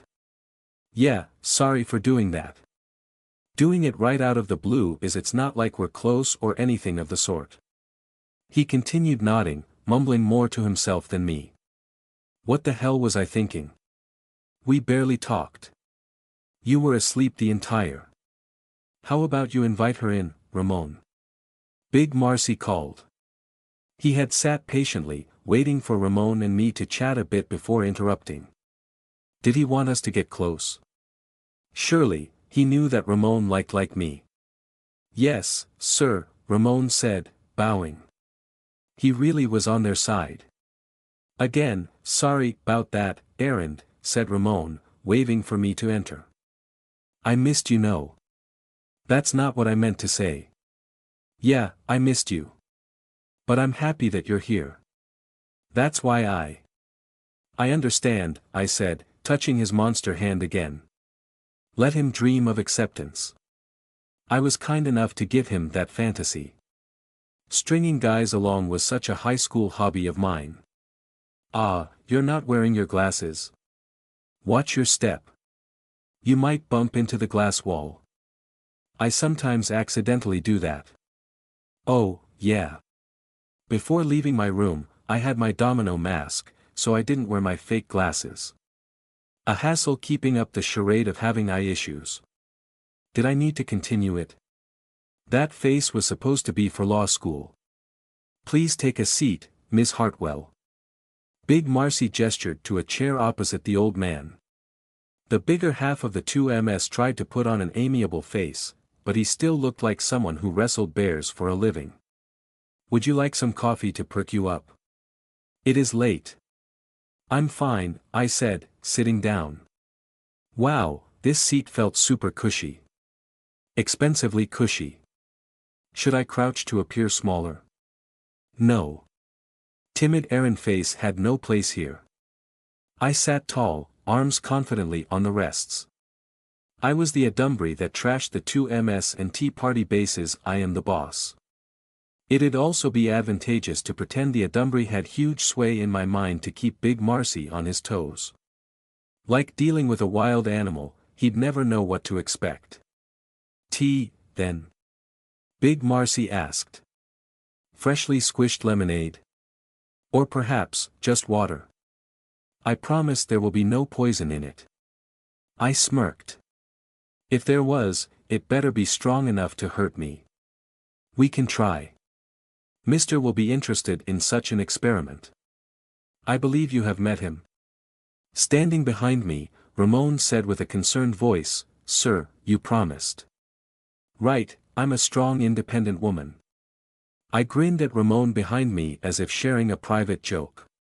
It was a horrible night, probably day, already with Domino being a pain at the helm. Nothing like doing some manipulations to entertain myself. Yes, sir. Ramon kept his eyes on me, though talking to Big Marcy. She sure can take care of herself. By the way, Miss Hartwell. Big Marcy gestured at the old man and his fancy cane. Let me introduce you to Goddard Tussle of Green Knoll. I believe you two have not met each other yet. So, Goddard was the G something, I couldn't recall a funny sounding name. I nodded at Mr. Tussle. He was visibly perplexed at the sudden entrance of a random girl in the middle of his sinister meeting with Big Marcy. But Mr. Tussle had enough experience in his decades on this earth to know something was up, and he should observe before reacting. Actually, I've met Mr. Tussle before, I said, crossing my legs. My bare feet had to tiptoe to reach the tiled floor, which didn't add to the scary image I wanted to portray. You have? Big Marcy questioningly inclined his head. Maybe met isn't the right word. I turned to the old man, innocently smiling. Remember when you visited Cresthorn for a talk last year, Mr. Tussle? I'm a first-year law student there. You gave an inspiring speech. Thank you, young lady, he said with a clear and calming voice. I do remember that event. I may be pushing 100, and my faculties aren't what they used to be, but my memory can still hold up. And that's why I'm here to see if Marcy can help this old man suffering the travails of age. Sincere apologies for the disruption, Mr. Tussle, Big Marcy said.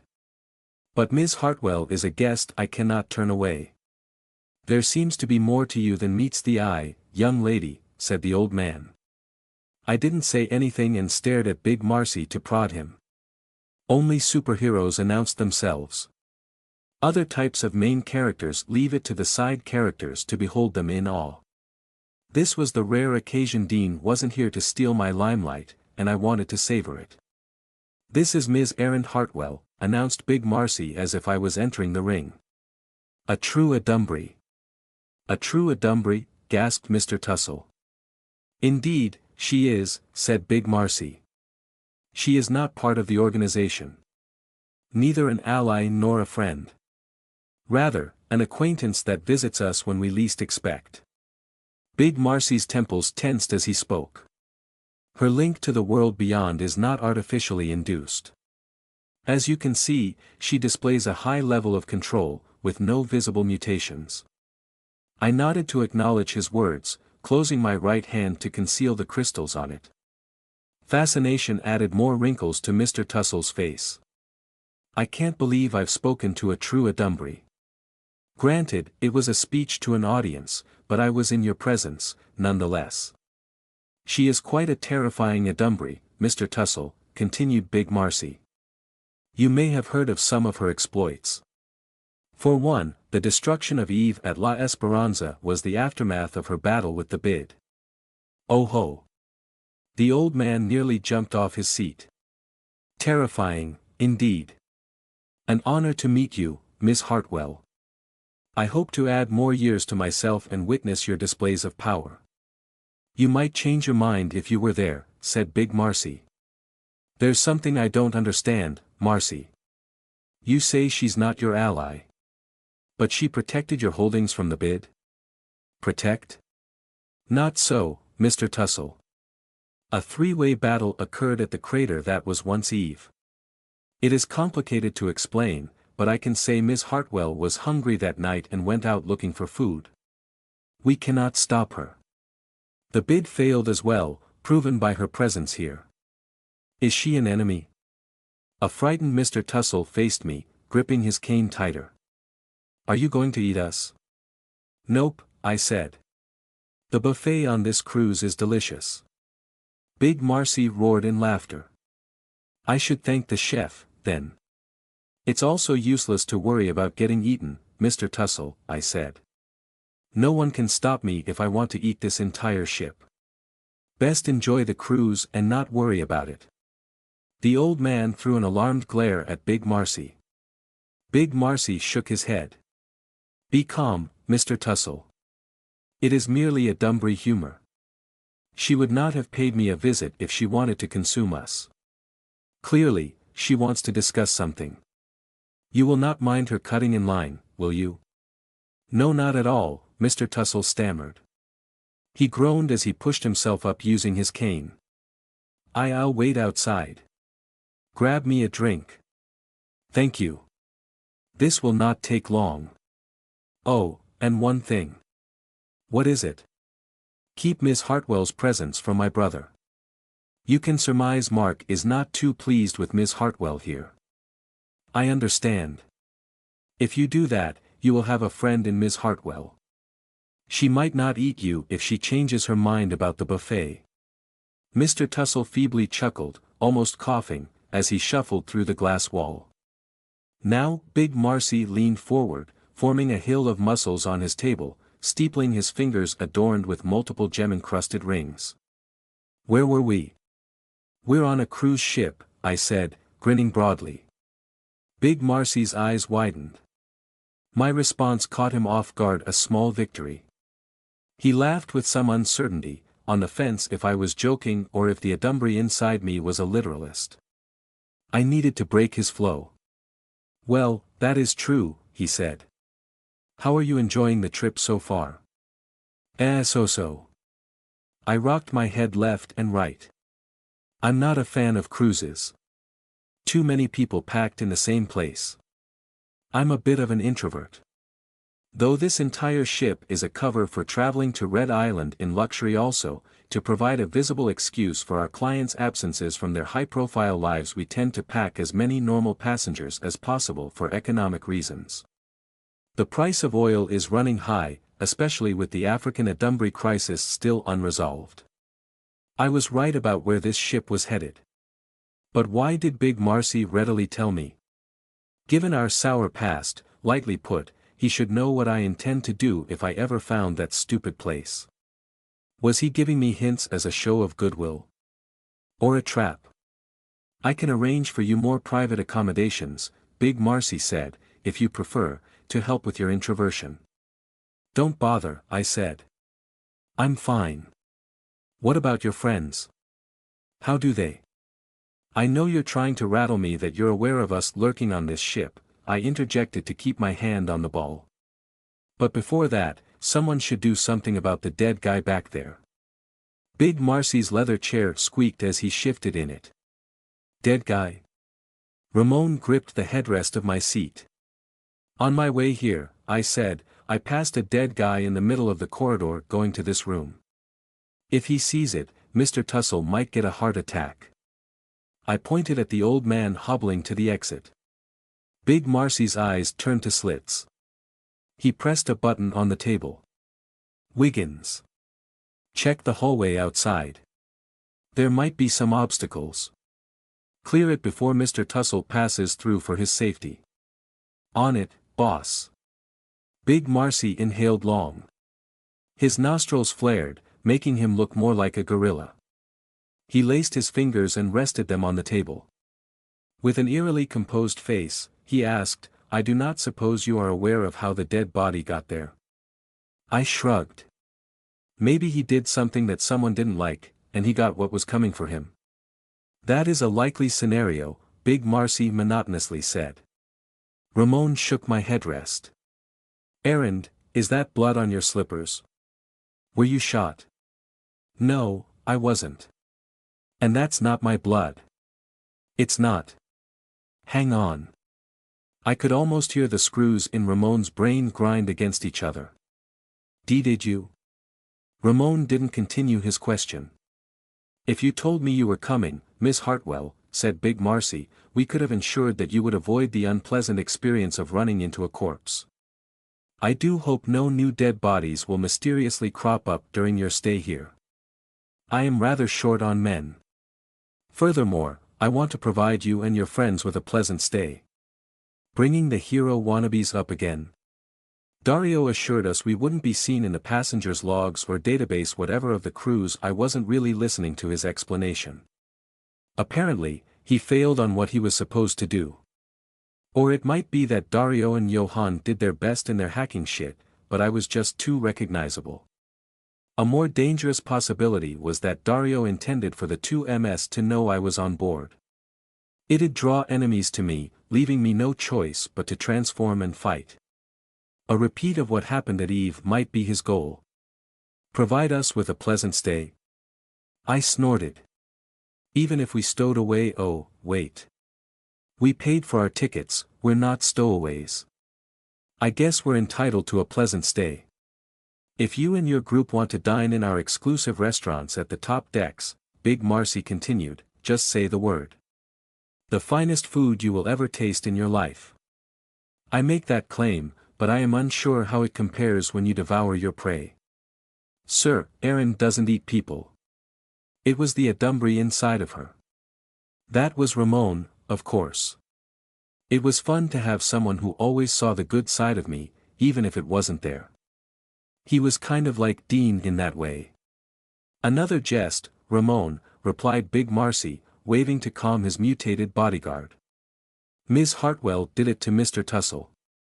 I merely continued the joke. Did what to that old man? I asked. Tell me if I am right, Ms. Hartwell.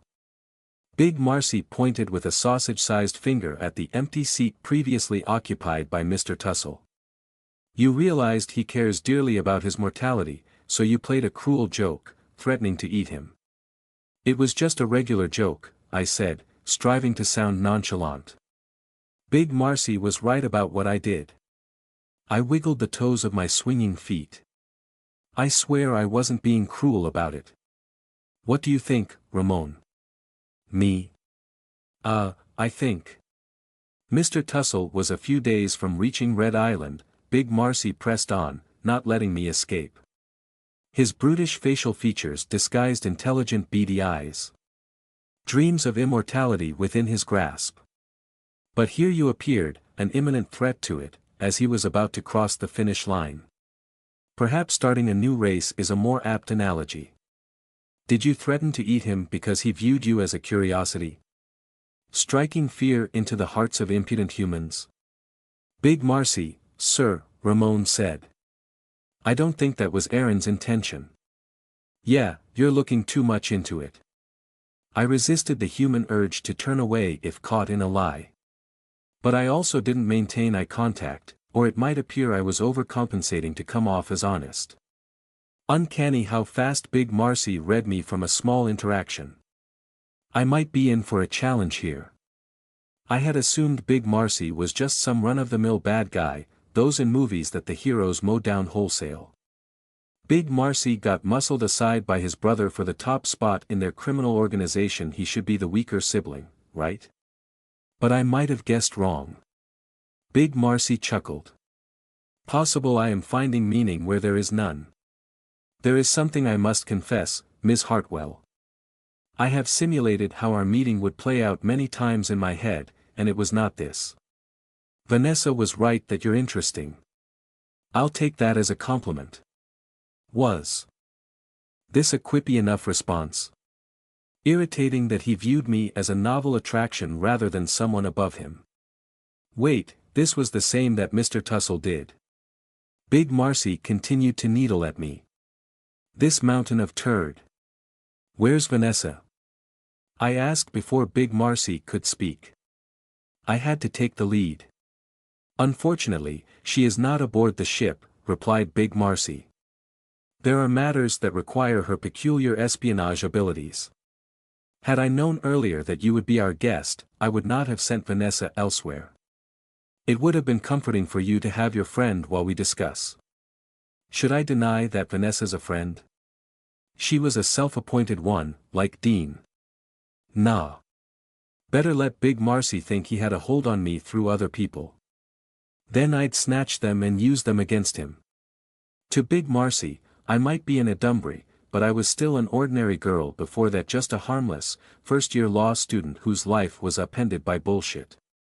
He wouldn't suspect what I, the human part, not the Dunbury, was capable of. There's still a familiar face in Ramon, I said, batting my lashes over my shoulder. I hoped it looked flirtatious instead of trying to remove dust from my eyes. Nothing to worry about, Errand, said Ramon, shifting to a taller stance. You're safe here. Big Marcy wants to help. Yep, that's what Vanessa told me. I turned back to Big Marcy. But it's a different thing hearing it from the man himself. I find it hard to believe you want an alliance after I tried to kill to eat you. Actually, it was very believable. After all, I was here trying to make an alliance despite what they had done or tried to do to me. But let him think me nah, v. Let bygones be bygones, Big Marcy said. We have never succeeded in killing you, that is why you are here. A hollow laugh followed. Any injury we caused, you have regenerated. My condo's not regenerating, I said. That is on my brother. He ordered that attack. Nonetheless, I am willing to reimburse you several-fold for any pecuniary loss. I have a selection of La Esperanza penthouses for you to choose from. It's just a jest, I said, grinning.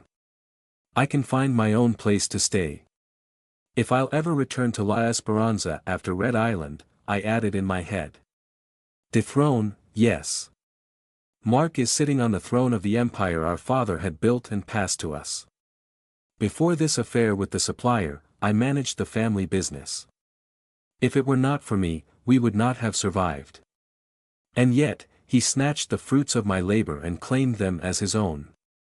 Too much backstory. Big Marcy was trying really hard to sell common ground between us. And was he not using contractions? So that was why he talked funny. It couldn't be his usual way of speaking, was it? He must be doing it on purpose to unnerve me. You're telling me all that, I said. But I have no clue if it's true or not. We have no quarrel, you and I, replied Big Marcy.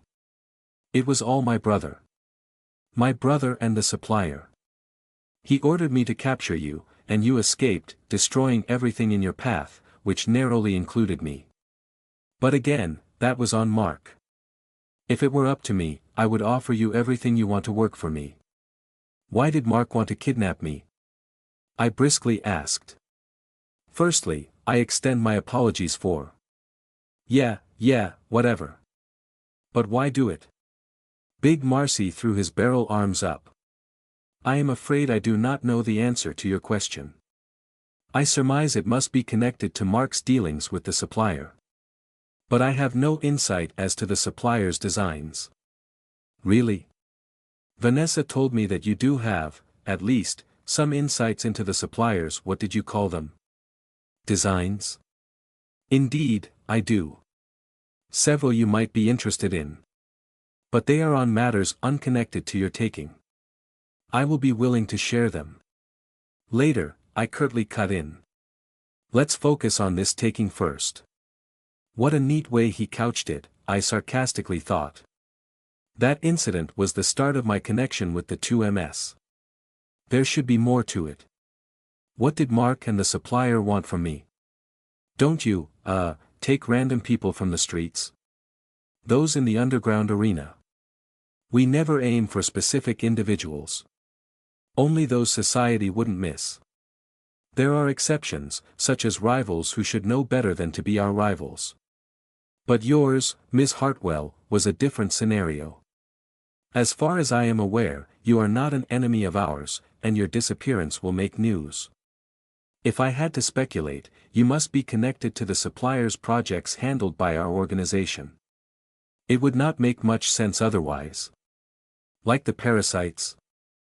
I stuck out my tongue and fake gagged. But why you specifically? I do not know.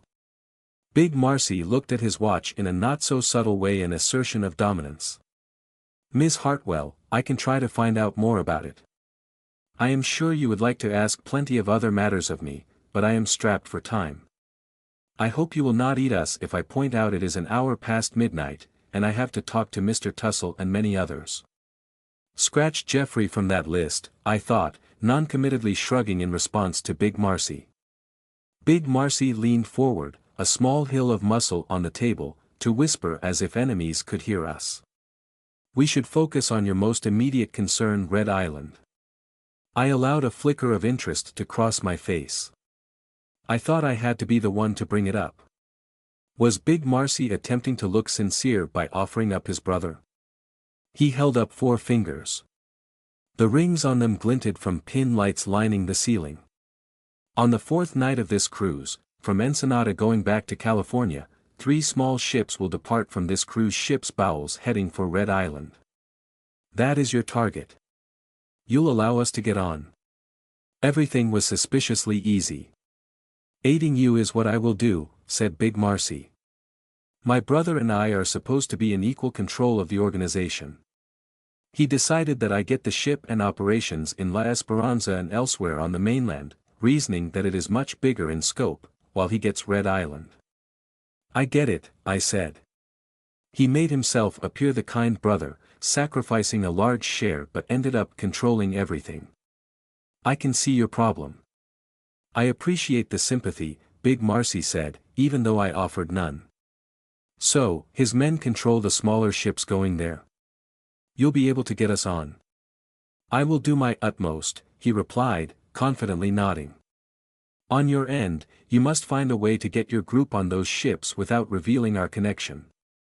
A far harder task, perhaps, than actually stowing away on them. Yes, you have to be stowaways. That time I cannot manipulate the list of attendees this near the deadline. You came on such short notice, so we make do and adapt. I will be in touch with you. This was proceeding too smoothly. This contractionless bastard must be on to something. You know what we'll do on Red Island, right? Either my brother will tell me that he has fresh specimens, or I can no longer contact my brother anymore or ever. Not just your brother. I mean, Eve wasn't technically my fault. But the destruction of the Tea Party base was, I'm guessing you know of it. I would not expect anything less from Red Hood. Big Marcy pressed his hand as wide as a plate on his chest. This is the sacrifice and assurance I present on my end of our alliance. Huh? For what? Assurance that you won't betray me? That is so, Miss Hartwell. I am sure it is that has crossed your mind. I nodded. This guy was too clever. Not only was his body huge, but his intellect was also pervading an oppressive aura. Try as I might asserting control, he kept wrestling it back. When Domino learned that Big Marcy was here, I pushed her or myself to find him. Surprising Big Marcy with my appearance should give me the initiative. I want my brother out, said Big Marcy. That is simply it. And you will take his spot? I asked. Yes. And deal with the supplier? Yes. I tilted my head, asking the obvious. The business must go on, he replied matter-of-factly. This is where the assurance comes in. If you destroy Red Island, then I cannot go after you, even if I were ordered to do so by the supplier. Do you see, Miss Hartwell? Trample Red Island to your heart's content. The supplier cannot spare a thought for you while rebuilding. You and I will use that time to hide you wherever you want to go. And they lived happily ever after, I added in my head. Big Marcy should know I wasn't buying his story. How could I? I didn't have my wallet with me. I kill his brother, then he kills me somehow. If Big Marcy managed to pull that off, he'd gain favor in the eyes of the supplier his happily ever after. The logical thing for me to do was destroy both brothers. But from my short interaction with Big Marcy, he had contingency plans for that too. Vanessa told me something interesting, I said. She mentioned that you think my friends and the supplier are connected. Care sharing your insights? Yes. A rather simple question started my investigation. 2, actually. Why does this small group of pesky bandits have powers? And how do they keep tracking us? Them just showing up must have been very surprising to you, I said, recalling when Myra first wondered that something might be wrong with Dario and the professor. Same thoughts. Then what happened? You already know of the next pieces, Miss Hartwell. Over in Las Vegas, the Tea Party also experienced a similar infestation problem. Either it was a coincidence, or we were up against a large organization. Quite concerning. I bet it was, I automatically replied. Big Marcy had no idea about the artificial cores. If that was the case, then how big was our side? I was eager to uncover how far the supplier's reach extended. I have found 8 other groups across the United States, connected in varying degrees with the supplier. There are 3 in Mexico. And I am positive there are more. Whoa, that's new information to me. But also kinda expected. The supplier doesn't seem like a small-time guy limited to a couple of cities. Here is the unexpected part, Miss Hartwell. Each of them faces a small group of superpowered humans. The mother of all coincidences. I slowly nodded. Okay, that's really unexpected. Several hero wannabe groups. If true, and I couldn't think of why Big Marcy would concoct this story specifically, it was more evidence that a sizable clandestine organization was behind the artificial cores. Not this mysterious, lone professor we were yet to meet. I recalled Dario's story during our first get-together at Dean's house. He had told us we were fighting against a Dumbry, which had embedded themselves in the government, and that was why we couldn't report to the BID or police. These sneaky Adumbries supposedly stole top-secret government stuff for their evil plans, using them for experiments on the population carried out by criminal organizations like the 2MS. Our group would secretly fight them without exposing the truth to the world, or else the core brings would get super mad about the artificial Adumbrine cores involved in the whole shebang and start a war with the government. Looking back at it, props to whoever came up with that big fat lie of a story. It was far from the truth but probably also close to the truth. It wasn't sold to just us, several teams at that. Where did they all fit into this? I kicked out my leg and wiggled my toes, intently examining them. Was this too nonchalant? If I reacted like Big Marcy's revelation was a big deal, he'd count it as a favor given. But I did wonder about something. Did they win? I asked him. Big Marcy tilted his head. Win? Yeah, did those, bandits, that's what you called them. Did any of them win against their pitted match? Win as in actually stop the supplier's partner criminal organization, like what I did the Tea Party? A good question, Miss Hartwell. The same also occurred to me. I sense you know the answer. None did. All they amounted to was annoying their opponents, not pulling off anything big. Precisely. Their stories are all the same. The bandits and their counterparts, my colleagues in the business, so to speak, engage in a farce of a dance that merely maintains the status quo. The bandits have some successes here and there, but nothing substantial in the grand scheme. The operations of the supplier continue. It is almost like, what do you call those? The episodic comedy shows with a live audience or the bothersome laugh tracks. The term is a portmanteau. A sitcom, I said. It should be illegal to utter such a pretentious word as portmanteau. Yes, a situation comedy, a sitcom. Thank you, Miss Hartwell. But why a sitcom? Isn't it more like a villain of the week type of superhero show? The heroes never really ever defeat the bad guys who'll keep coming back until maybe there's a new bigger bad guy next season. What you say is true. But I think of a sitcom because Big Marcy rapped his knuckle on the table, showing a hint of indignation. Whoever arranged this, whoever is pulling the strings, whoever is watching us is certainly having a good laugh at our expense. I dropped my foot and sat at the edge of my seat so my soles could touch the ground. Cold. And that doesn't bother you? I asked. Someone is toying with you.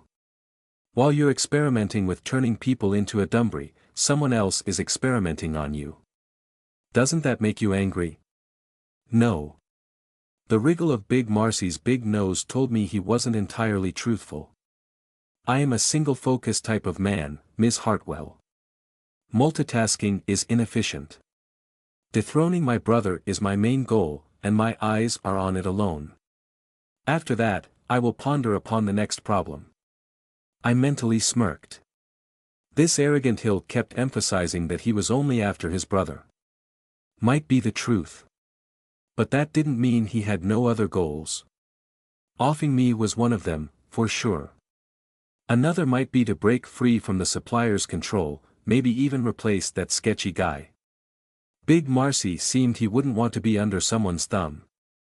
Could our alliance continue beyond killing his brother? Wow, I'm plotting and stuff, I thought, suppressing a giggle. In the middle of the night. Super cool. Would have been cooler if I wasn't barefoot and wearing a plain shirt and shorts. But I'd settle for this. Definitely main character material, in contrast to Dean, who was being useless, having her beauty sleep. What about you? Big Marcy pointed at me with a finger as fat as the Cuban cigars I recalled someone gifted Dad. Are you not angry someone is toying with you? Make no mistake, you are caught on this web as I am. Angry? Not really. More like irritated that my normal life is disturbed. And that was the truth. Why did I tell Big Marcy that instead of making shit up? What shit should I have made up? To answer that, I should first know what face I was supposedly wearing. I don't know. I wasn't actively conforming to a decided face. Am I just being myself? I believe Vanessa has extended my offer of helping you return to your human body. I reiterate it now. Big Marcy nodded to Ramon behind me. Both to you and Ramon. My brother may have the means at his disposal, being in control of Red Island. But once I depose him and take his place as the supplier's contractor, I will make sure our resources will be directed to nothing concrete. That may be so, but eventually, we will successfully find the cure. You and Ramon will have your lives back. And more. That I promise. The experiments of Mr. are going. I'm not into alternative medicine. Just offer it when it's 100% ready. Big Marcy rumbled a chuckle. Yes, but it will take time. Who knows? By then, you might change your mind about it. About what? I asked, despite understanding his comment. He gave me a toady smile. About returning to human. I won't let that happen, sir, said Ramon, shaking my headrest again. I'll ensure that Erin won't forget about her human side. The Adumbry will not get our bodies. We are going to become humans again someday. Right, Erin? I gazed back at Ramon, doling a soft smile. But I didn't nod or say anything. I could make the excuse that I was building the image that the Adumbry really was getting to me. That'd keep Big Marcy on his presumably big toes. But that was outwardly. Let Big Marcy and Ramon think that. Inwardly, why would I lie to myself? Part of me is wavering about returning to normal. Everything so far was a ton of unnecessary hassle. And I wouldn't say I liked change, being no longer human was the least of it. And I'd rather watch movies in my condo now in ruins, drinking overly sweet milk tea from the vending machine turned scrap metal, scheming about the social goings of my law school life. Simple times. But my life now was also fun. Actually, more fun than I had since, like ever.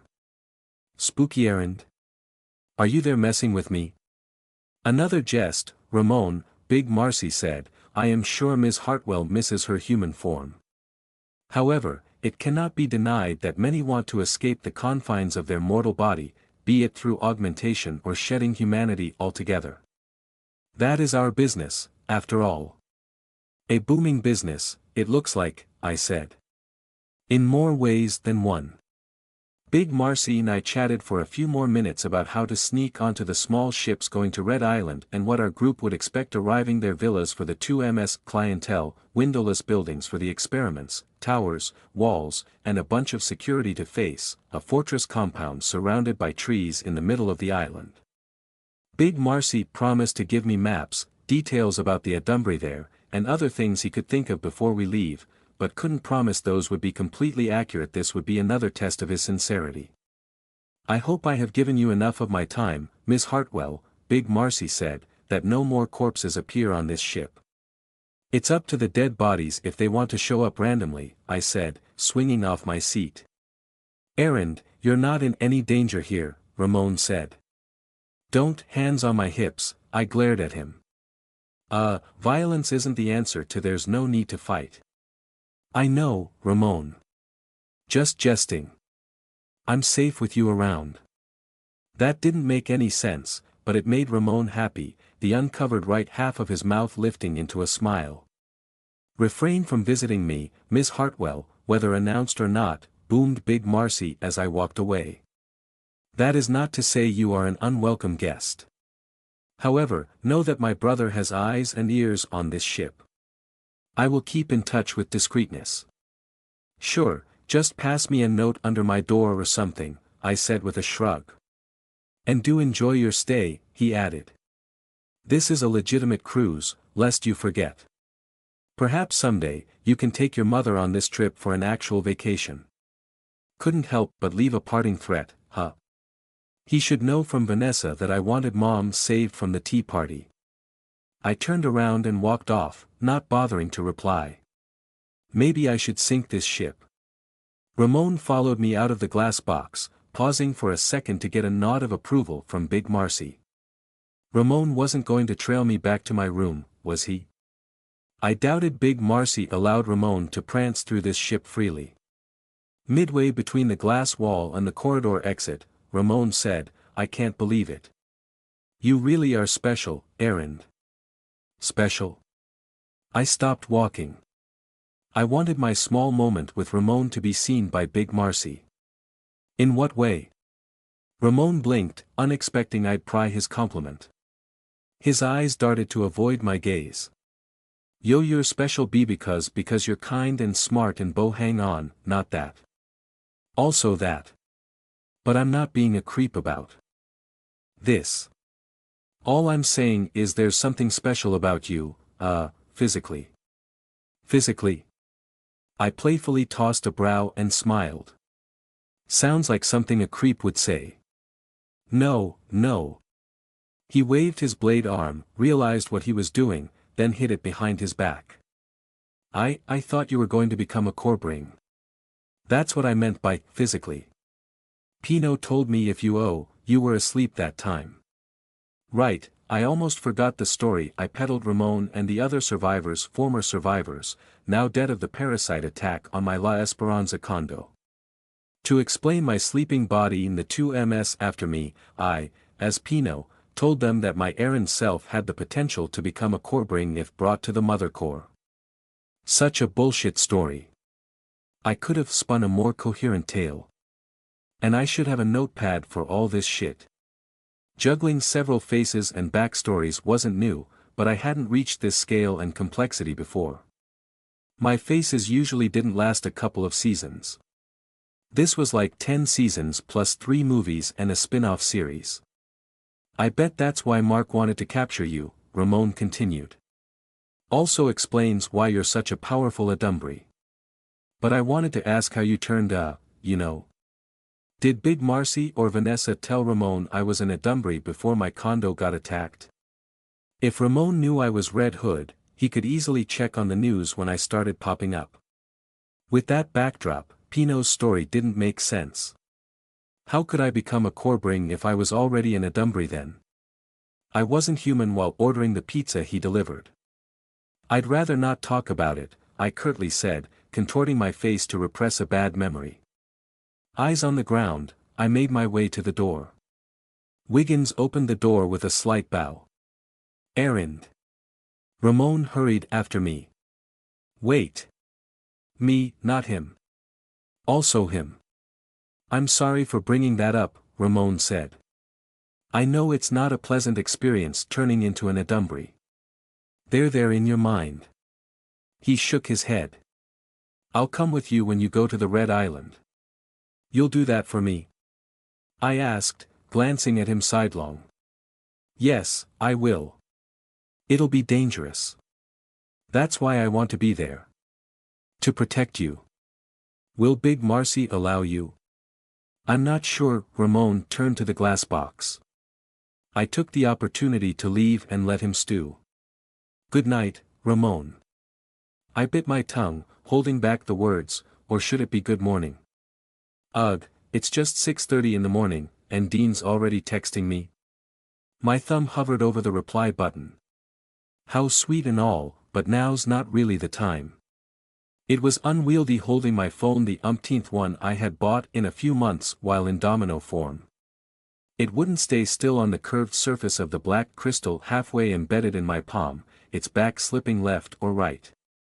This time, I didn't forget to take my phone and wallet with me after transforming. If I placed them in my pockets before, they'd get lost in some dimension whatever. Dean invited me to have breakfast at 7.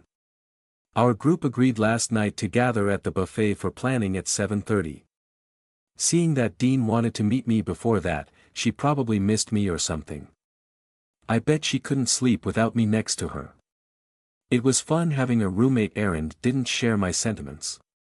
I rested my phone on my index finger and thumb to peek at the crystal beneath it. 46 minutes. No use pretending I was still asleep. Dean knew I woke up early no matter how late I went to bed. I decided to reply, just got up. Going to prepare. See you at buffet. 30 minutes. Hopefully, this would stop her from coming to my room to fetch me. Or rather, Aaron only had a couple of hours of shut-eye. Aaron tossed and turned, thinking of schemes that'd probably do more harm than good, as was always the case even on the rare occasions she intended to do good. She kept replaying yesterday night early this morning, to be accurate in her head, awfully enjoying her conversation with Big Marcy. Verbal sparrings entertained Aaron. They terrified me, though opportunities for it were rare as they entailed wearing a confrontational face. Most of Aaron's faces were timid, standing on the sidelines type. Maybe that had some effect on my domino self. But since stepping into the world of Adumbry, Aaron had to be the main character and found it fun. I realized something interesting. Aaron wasn't wearing a face while talking to Big Marcy. At least, partially. She sensed it then. I knew. But it had really sunk in only now, with me back in the driver's seat. I believe it was because I was more in tune with our mind than her. Big Marcy assumed that the Adumbry had changed Aaron, or else she'd be a regular 23-year-old woman during their meeting, scared witless of walking right into the enemy base, much less talking to the big bad guy me, essentially. Yet, the truth was that Aaron was only being herself. She made calculated responses, yes, flirting with Ramon to manipulate him and so on. But it was mostly her, the real her, talking to Big Marcy. Different from her word tussle with Bianca, where she had a face on. It wasn't the first time it happened. Several instances, Aaron had shown her true self while hiding behind the excuse that it was the Adumbry making her do it. The incident with the frat boys, for example. Those poor boys. Unsavory characters. But they didn't deserve what Aaron did to them. Funnily, Aaron felt freedom. I could feel her contentment flowing through me. Aaron. I was supposed to lose myself to the Adumbry. And yet, I was unveiling my true self. Good for Aaron. Not good for the world. A sense of joy I couldn't recall experiencing before filled me. It was Aaron's emotions affecting me. Such a weird sentence. I had a stupid smile, staring at my reflection in the elevator doors. Holding the phone tighter, I pressed it to my chest as if I could discern emotions by feeling my beating heart. Be real to yourself, Aaron, I told my reflection, staring at my eyes behind the sapphire-encrusted mask, hoping to pierce through and connect with Aaron deep inside me. Why are you wearing faces? I knew the answer. I wasn't separate from Aaron, though I'd like to pretend to be. Her memories were mine, and I could remember. I could remember being different as a child. Unlike other children, I wasn't an idiot. I quickly picked up that being different would make life difficult. And life being difficult was difficult. Being strong, I can be myself. My eyes widened. Was that me or Aaron who said that? Ding! The elevator carriage reached my floor and opened. Inside was a woman in her late 50s wearing a wide-brimmed floppy hat made of straw, a flowing sundress, and shades even though we were indoors and the sun was barely up. She gasped when she saw me. I walked inside and stood beside her, examining my new reflection as the doors closed. I became a random woman. What was this about?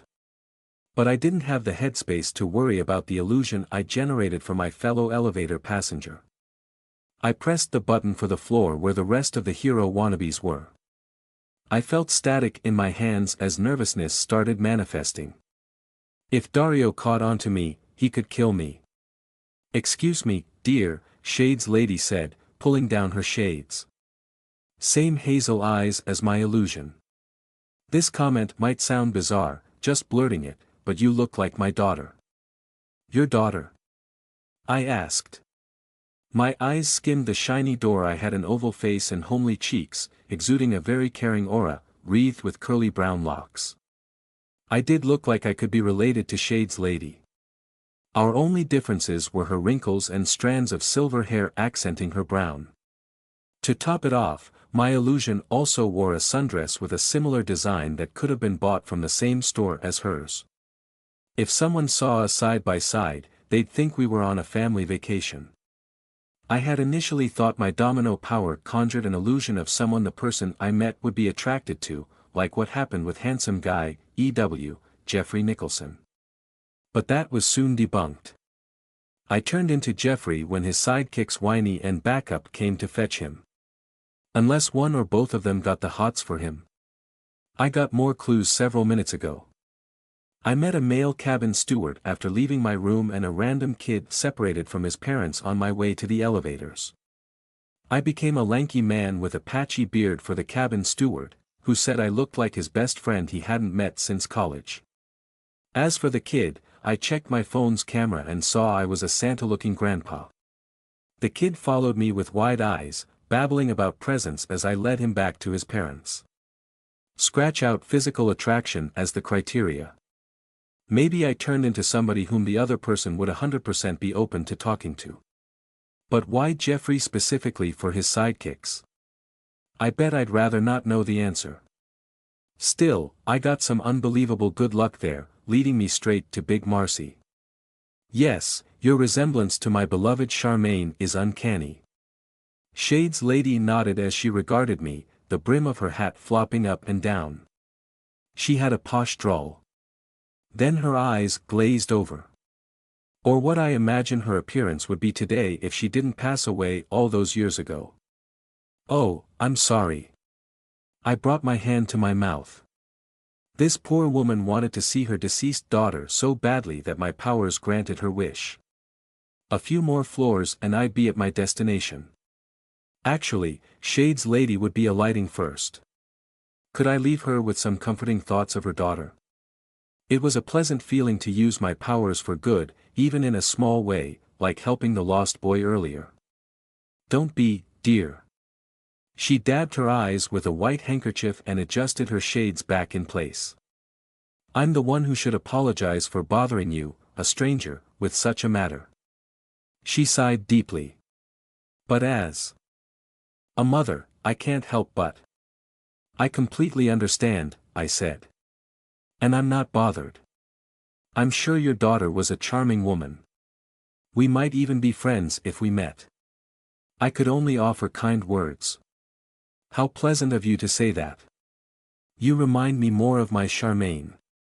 You even share her refreshing fashion sense. Shades Lady sighed again, but this time with a slight smile. If only she didn't. Ding! The elevator lurched to a stop. They say fate works in mysterious ways, I said, trying to sound wise. Think of this as your daughter's message of love from beyond. I hoped it wasn't insensitive of me to say that. Her face hardened. Was I out of line? I refrain from religious discussions, she said, clearly miffed. And even if the afterlife is real, my daughter won't send me such a message. Not after. Mother, there you are, an annoyingly shrill voice blared.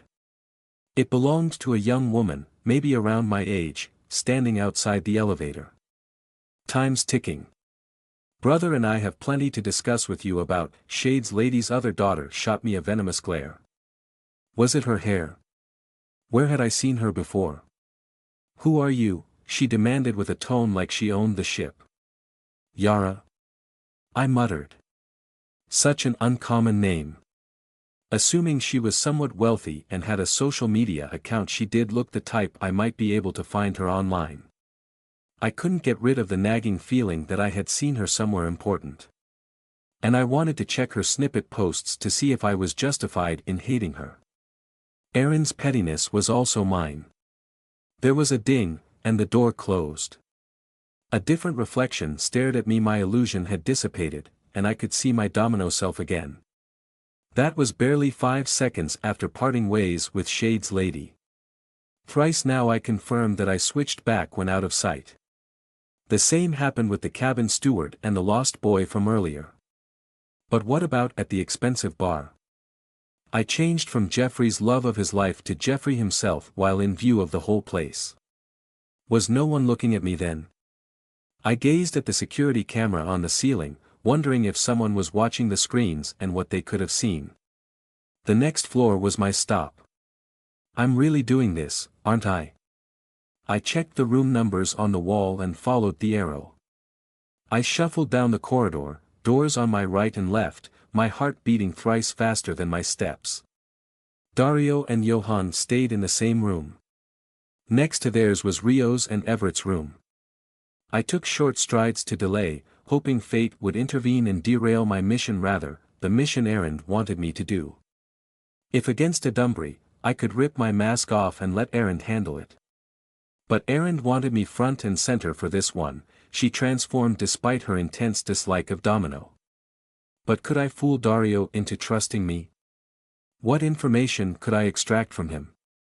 My guts kept telling me I'd mess up. Too nervous. I might puke. Would anything even come out if I did? This was a different body from another dimension. It shouldn't have anything in its stomach. But what if I eat at the buffet later? Could I vomit something out after eating? Get a grip, Domino. All sorts of nonsense thoughts to distract myself. Why are you so scared? I whispered, clenching my fists. I had gotten over my fear of being on the same ship as the two MS and Adumbri. But that was mostly due to allying with Big Marcy and Ramon being nice rather than newfound courage. This was different. I stood outside the door of Dario's room. The hallway was empty. Guess I'll just walk around until he comes out. I asked the door. Standing here would be awkward. I shrugged and continued to the end of the corridor. Waiting was making this much worse. Aaron's plan was stupid. That also meant I was stupid. While Rio went for glass after glass at the bar yesterday evening, it was Dean's treat. Dario only had 1.5, the second he nursed until the end of our meeting, not finishing it. Dario wanted to be in tip-top shape for this mission, even if his superhuman body should help him handle alcohol. I doubted the other guys could or would even bother waking up for our 7:30 meeting, but Dario would undoubtedly be there. Dario had also asked about the gym on the ship when we boarded. He seemed the type to have an early morning workout before breakfast, and I was hoping to catch him alone. Johan couldn't mess things up by appearing first and claiming my illusion slot because he also drank a lot last night, tying for second place with Everett. As an average human, Johan was likely still knocked out. Those idiots ran the bill quite high, thinking Dean was a walking credit card. I'm so ashamed of them, I muttered as I reached the end of the corridor. I didn't pass through the swinging double door to another part of the ship, turning around to walk back to Dario's room.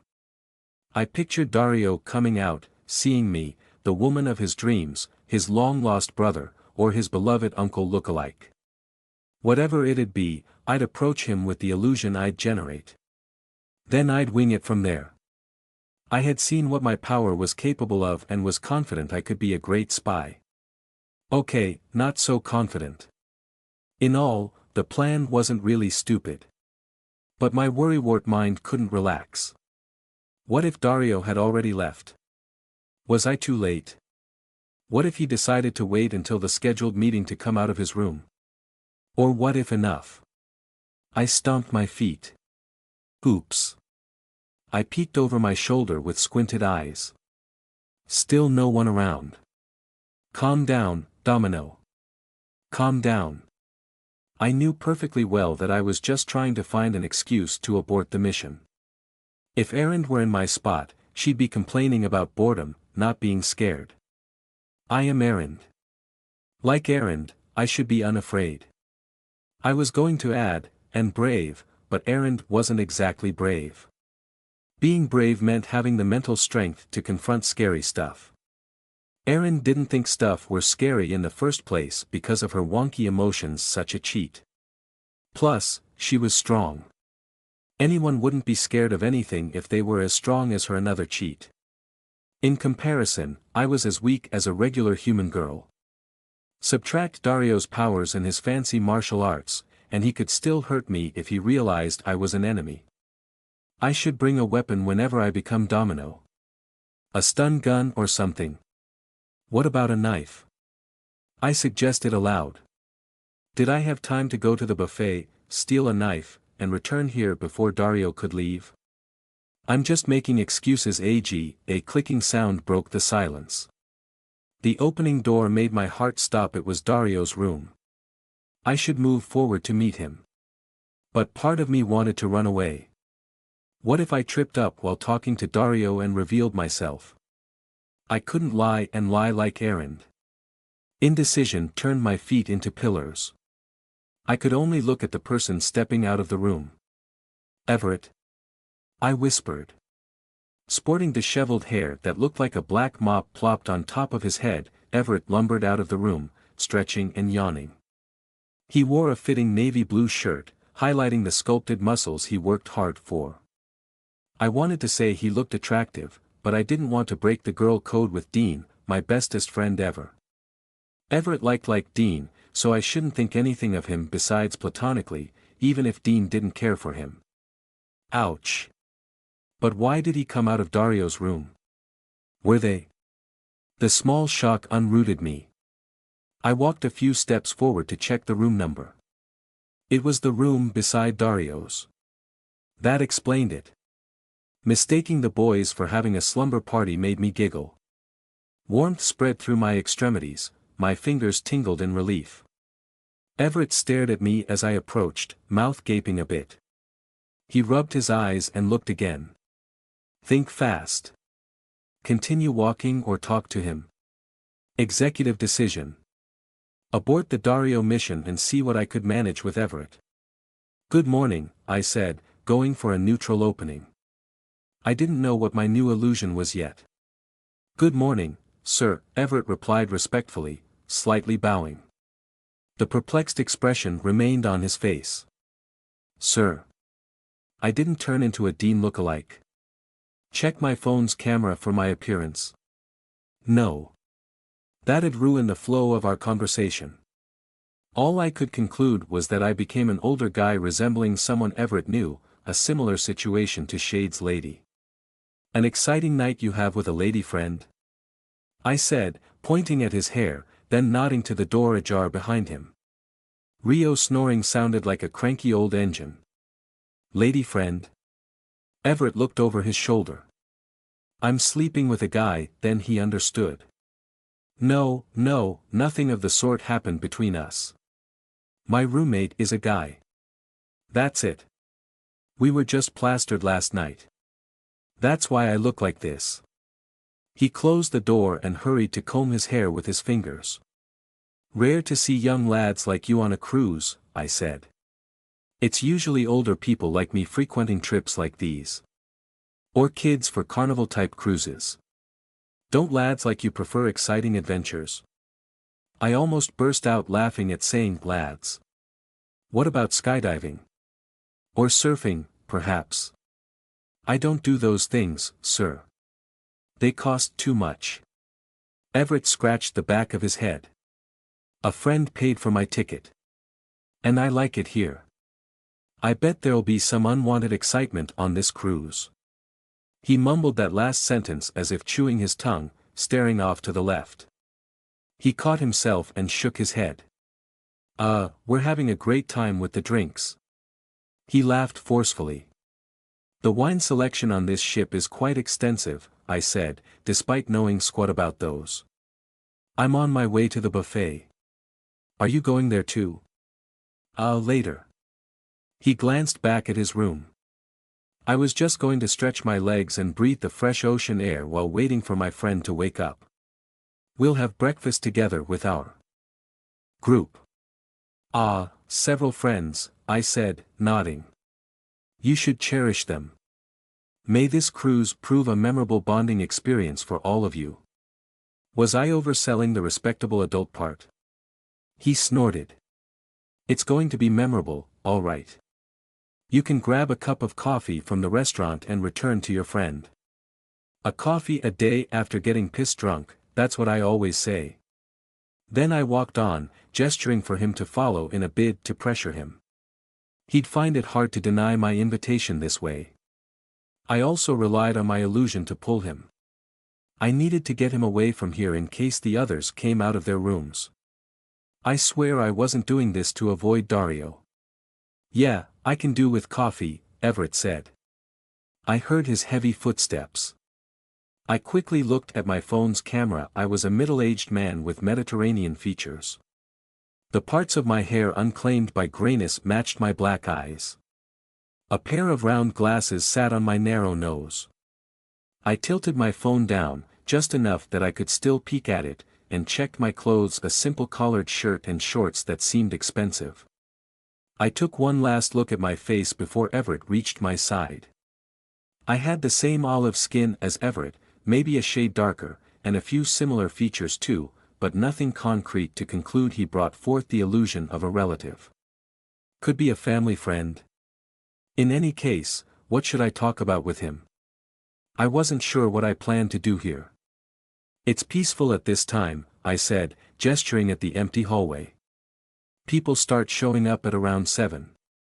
The breakfast crowd doesn't go into full swing until 8, usually the case for buffets in hotels and the like, so I wake up early to eat. When you're at my age, you value peace. I can't say I've eaten in buffets much, sir, said Everett. And it became successful? At first, yes. Then financial troubles came. Economic downturn, you know. I had to close my business.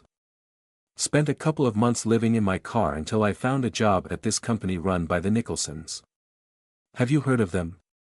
They're one of the prominent families in Utah. Bullshit stories kept on spilling out of my mouth. My fears were unfounded. I had no problems lying to people once I started. Somehow, it was fun making up stories. I did feel guilty lying to Everett, I was putting that on record. But there was no harm done really, was there? Like I was lying to get to know him better, but we already knew each other. And I'm definitely not running away from Dario. Ultimately, it was like nothing happened other than I'd leave Everett with a fond memory of a lovely gentleman he met during the cruise. Also, I didn't know anything about Everett, did I? He tried to kill me at Sanders Mall, but that was because he was trying to save Myra. I should get to know him better. He was a conflicted soul like me, trying his best to survive the world of Corbrings and Edumbre. Better than me, actually. He was fighting for good. What was I fighting for? While we rode the elevator, I told Everett how I rose through the ranks of the Nicholsons company and eventually helped them establish their solar power business. I recalled everything Jeffrey told me, weaving it into my own tale. It made me happy to lie. I am lying. Literally wearing another person's face was way better than whatever errand usually did. It was as if a kid's toy suddenly came to life. Wait, that's a stupid analogy. That'd be scary for the kid. Amazing, sir, Everett said. I hope I could be like you. I'm sure you could do it, I said. If an immigrant like me, who started from nothing, can make it, then so can you. Time to pry into Everett's life. I recalled him mention his grandparents were immigrants. I could start by making common ground, matching it with a rags to riches story that most people admire. Really, sir? Which country did you come from?